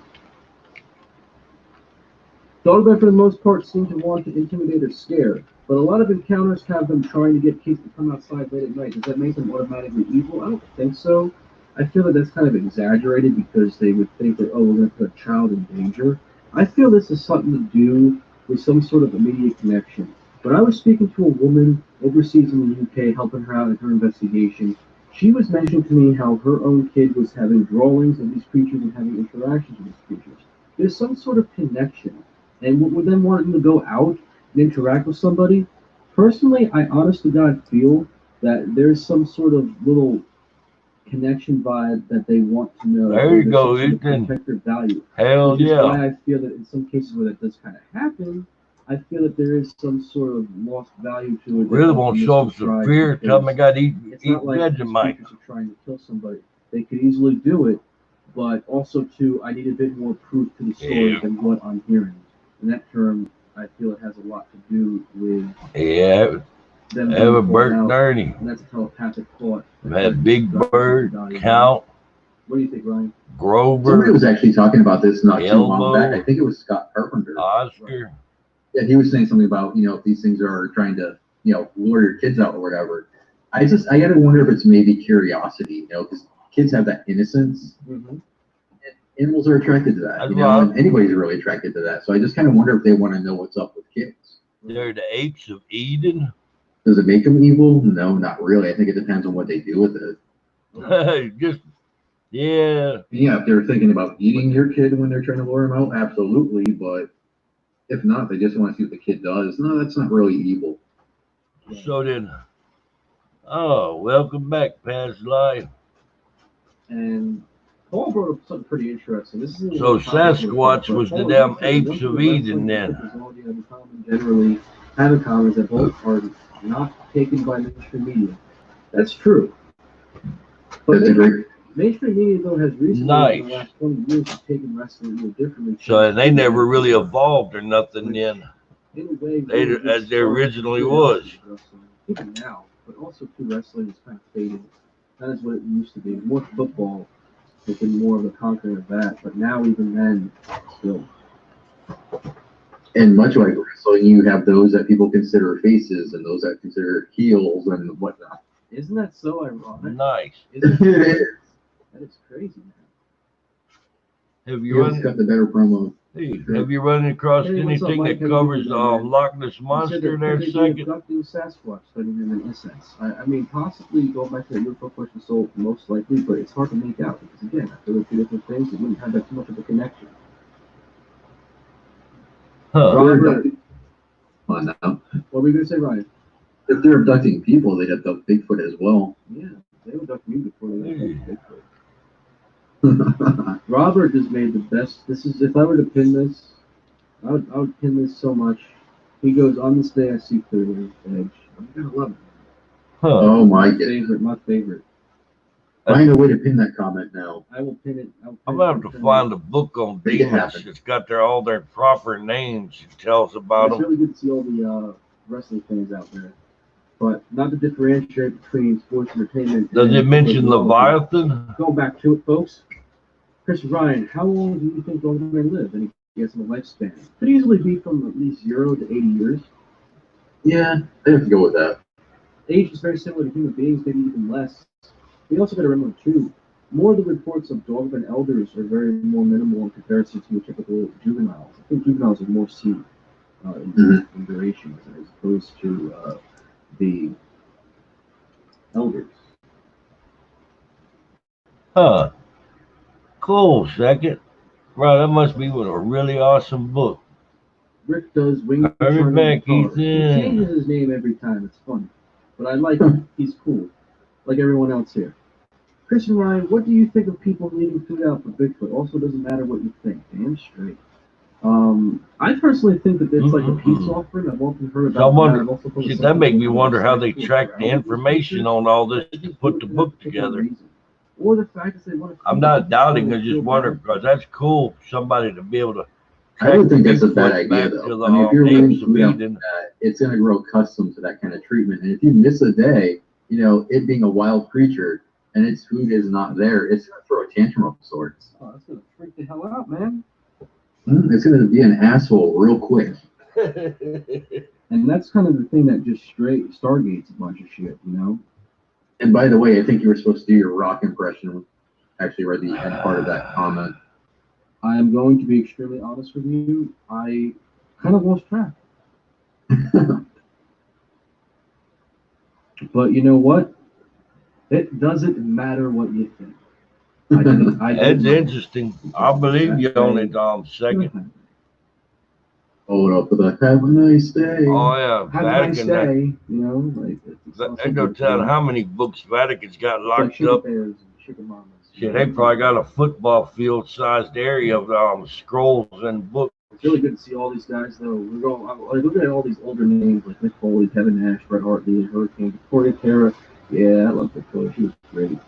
DX, Captain Charisma. Man, telling you, man, all these amazing things. And it's nostalgia. It's crazy. It's like childhood memories. Come on, Chris. Do an Ultimate Warrior promo. I will. You know what? I will do one when there's not a Sasquatch present in the room. Only because it's currently sleeping. Oh, do it anyway. I know it makes it so much fun, but personally, I have a lot of people sleeping in the you're doing it. Yeah. Like the Terminator quote. You're a weakling. Oh yeah, that's the best one. Throw a rock at me with the Sasquatch impression. Oh God, I don't even know if I can do that. That's when you get like a boulder and throw it at my house, and it comes flying down like black sheep in that film, and the boulder comes and just destroys the house as far as the Right? Yeah. That'd be awesome.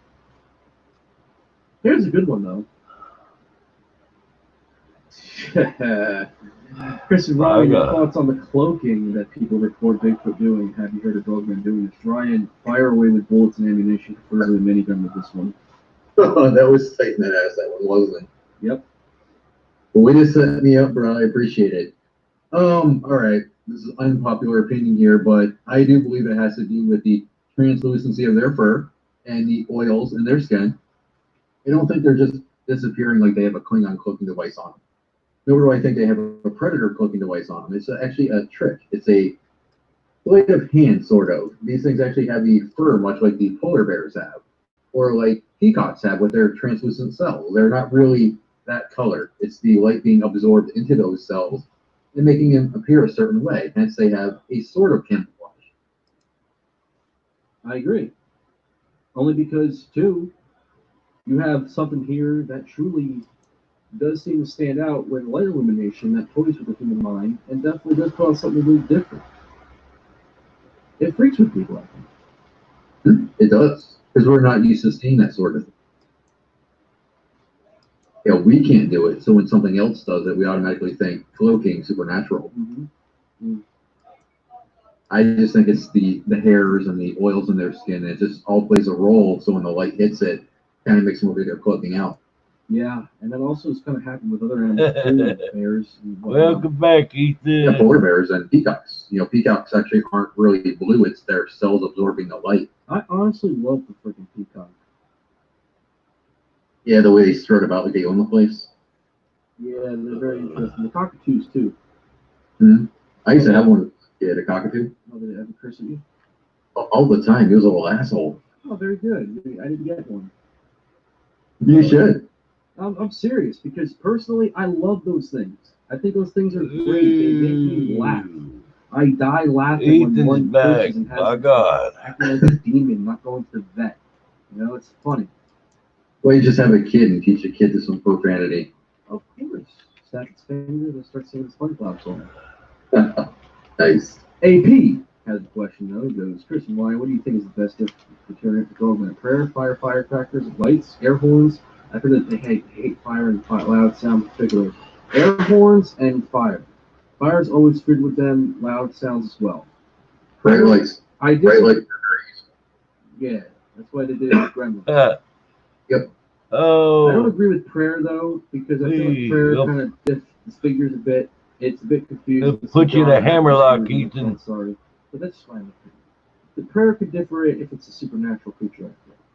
But yeah, again, that's going back to what we were saying earlier. Yeah. If it's a flesh and blood thing, I don't think prayer is going to work. But if it's a so in other words, leave them alone, right? Second. Yeah, prayer would work. Oh, for sure. Said it can't be trusted. Prayer works differently for people.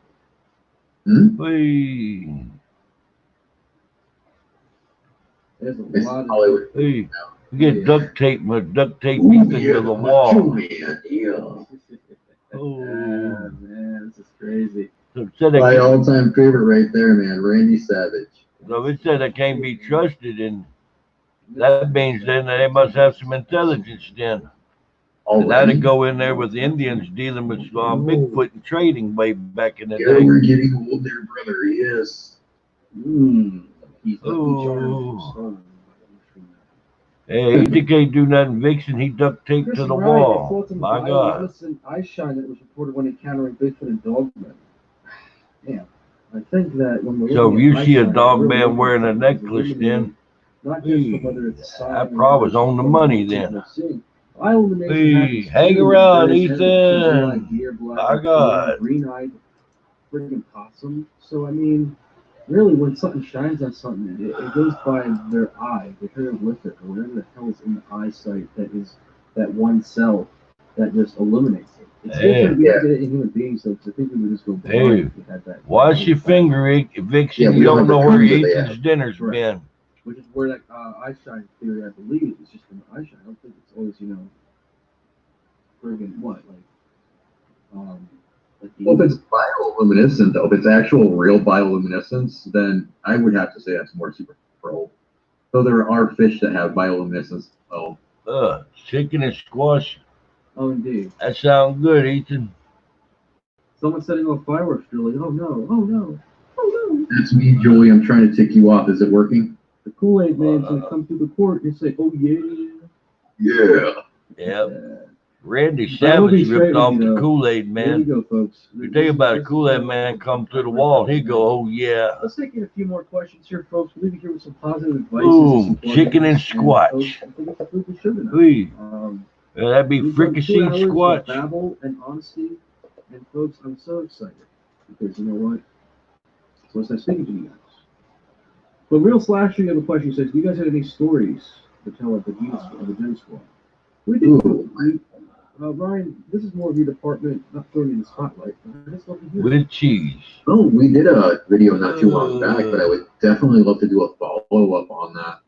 There's a lot of following up, a lot of things we got to. So how long did you get to keep that book, Second Star?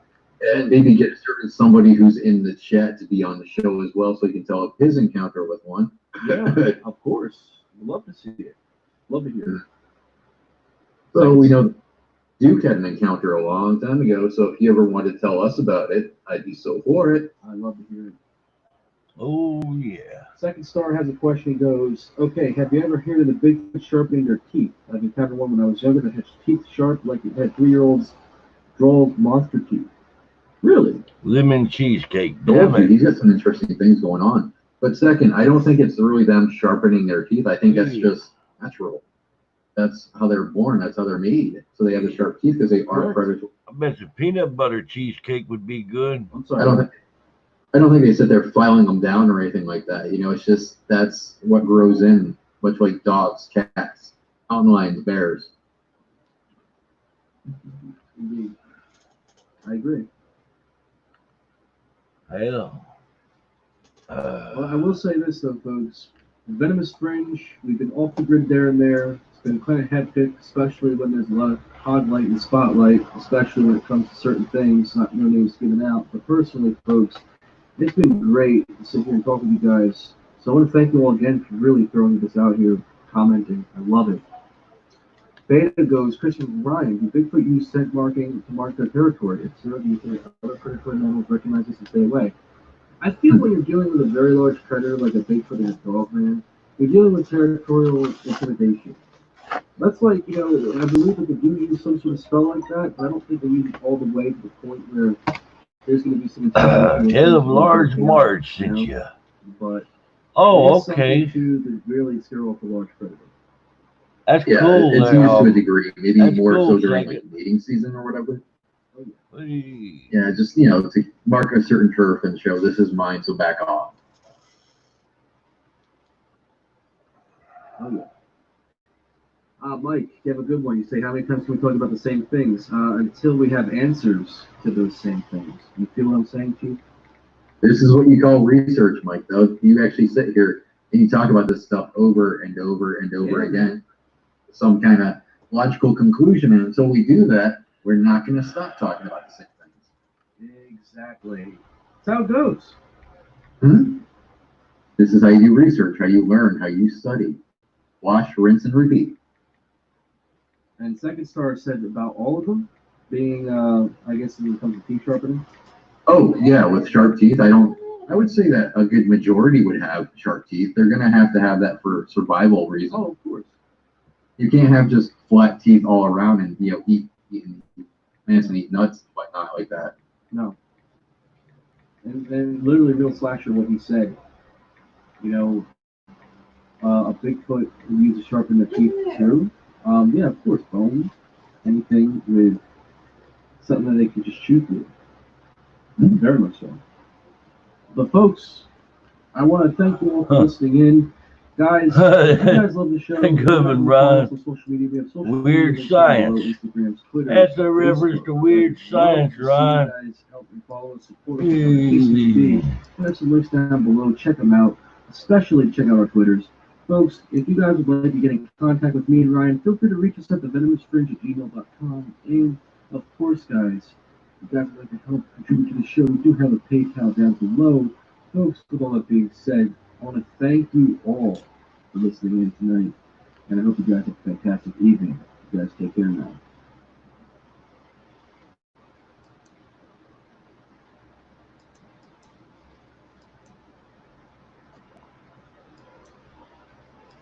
That's a good question there, second.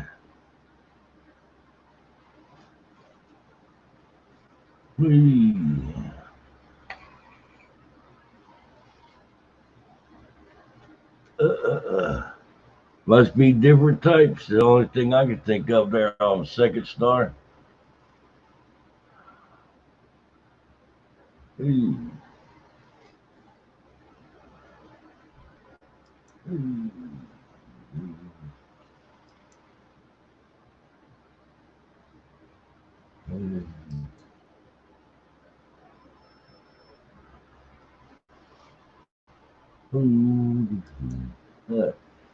All right.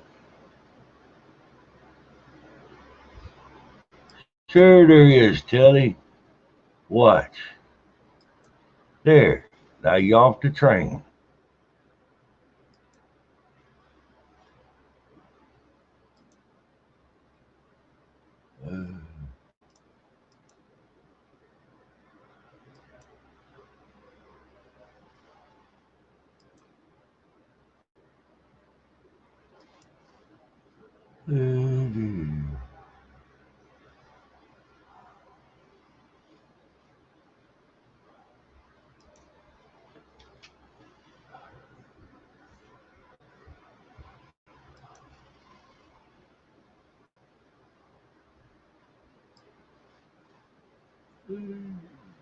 Got a Teletubby on there.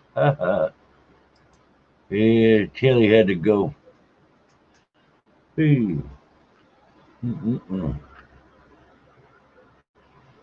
Make you wondered on a second.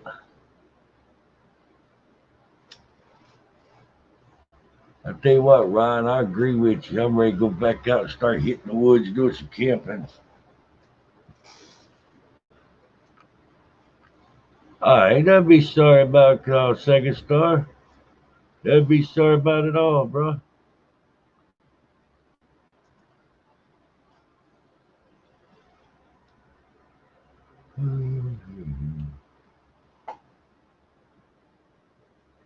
Yeah, that was kind of funny. Give me that. I was tickled over that one.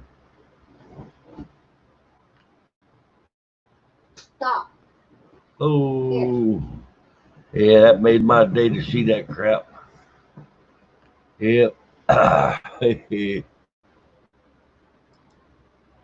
it'd be good to get back out there where things ain't civilized and it seemed a lot more peaceful.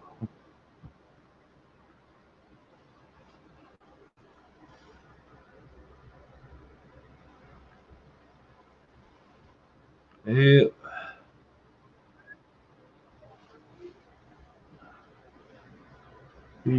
Oh, that civilization. Huh.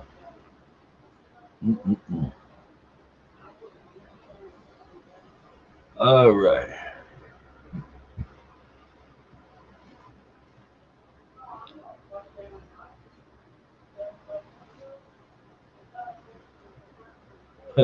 It was funny.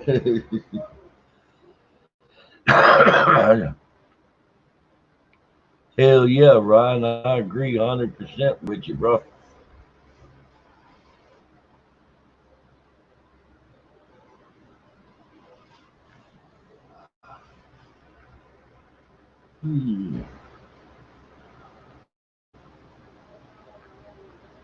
Hey, you done a mighty fine job too there, Ethan. By God.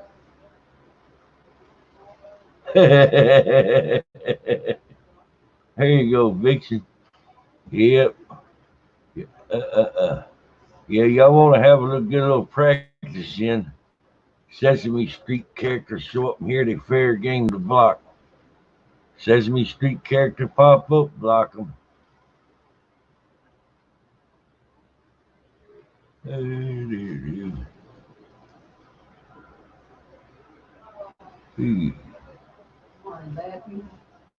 Yeah, got some Sesame Street characters coming in, trolling. Oh, that's awful nice there, second star.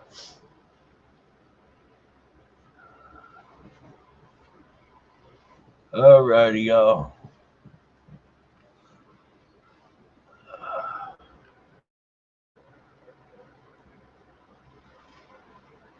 Had a good one, Ryan.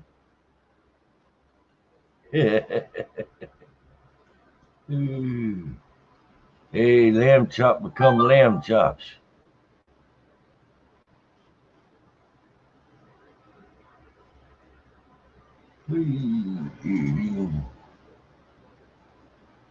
Hey, Ryan, say, my friend, who's your favorite Sesame Street character? That me, the vampire, my friend. He doesn't count. Me, I assure you, he does. I don't think Becky got the joke, Ryan. Hey, that was funny. Good one, Vixen. All right. Oh. Hey. All right, y'all.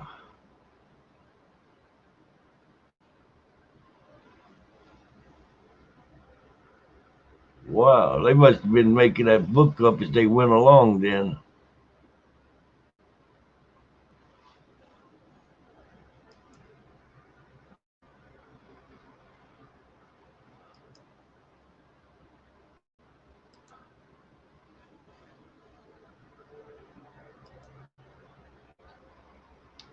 Yeah, I believe it started out piecemeal on that as they encountered new things. They documented it.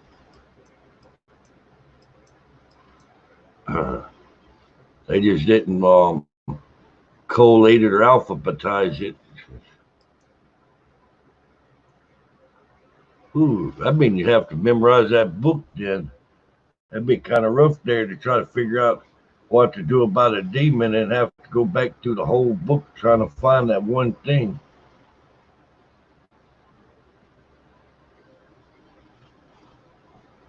So you tell me then that, like, back in the day, that priests actually encountered Bigfoot?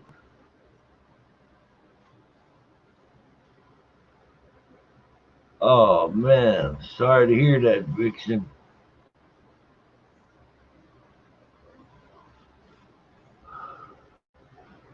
Hey.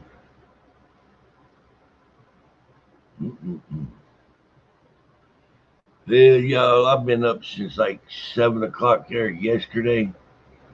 I kind of nodded out there earlier for about 15 minutes, but I'm really tired. I think I'm going to shut this one down. I appreciate everybody showing up. Really appreciate y'all's company. They were hunting everything then.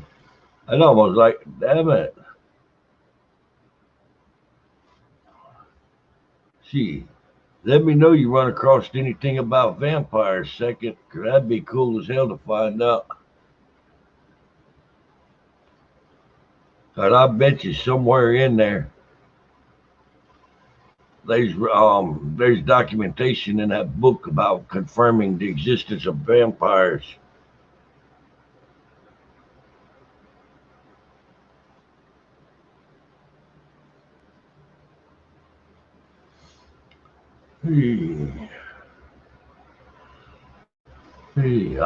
Thank you there a second. All right, everybody. I've been up basically since like 7:30 there last night, and I'm tired. I need to hop off from here, edit this live stream, and I'm ordering that FLIR thermal cam. I've got a big collab coming up here in a few days.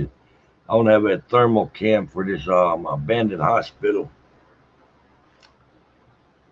Hey, that, and I want to go to a couple other places that'd come in handy. But yeah, appreciate y'all. Hey, awesome there, Second, Vixen, Ryan, Ethan. Good night there, Ethan. Appreciate you. Ryan there. Second Star Survival. Past Life Explorer. And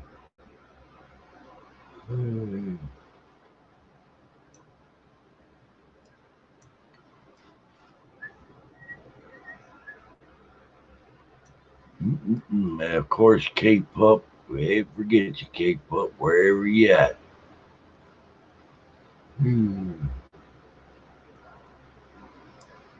Once again, won't give a shout out there to the Venomous Fringe.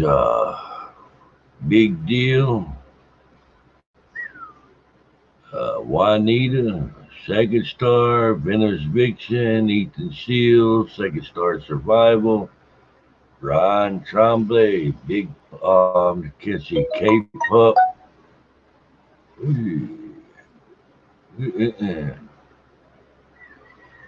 And shout out to the FBI. My God. Y'all have a good one. And we'll see y'all in the future, fam. Good night there, y'all.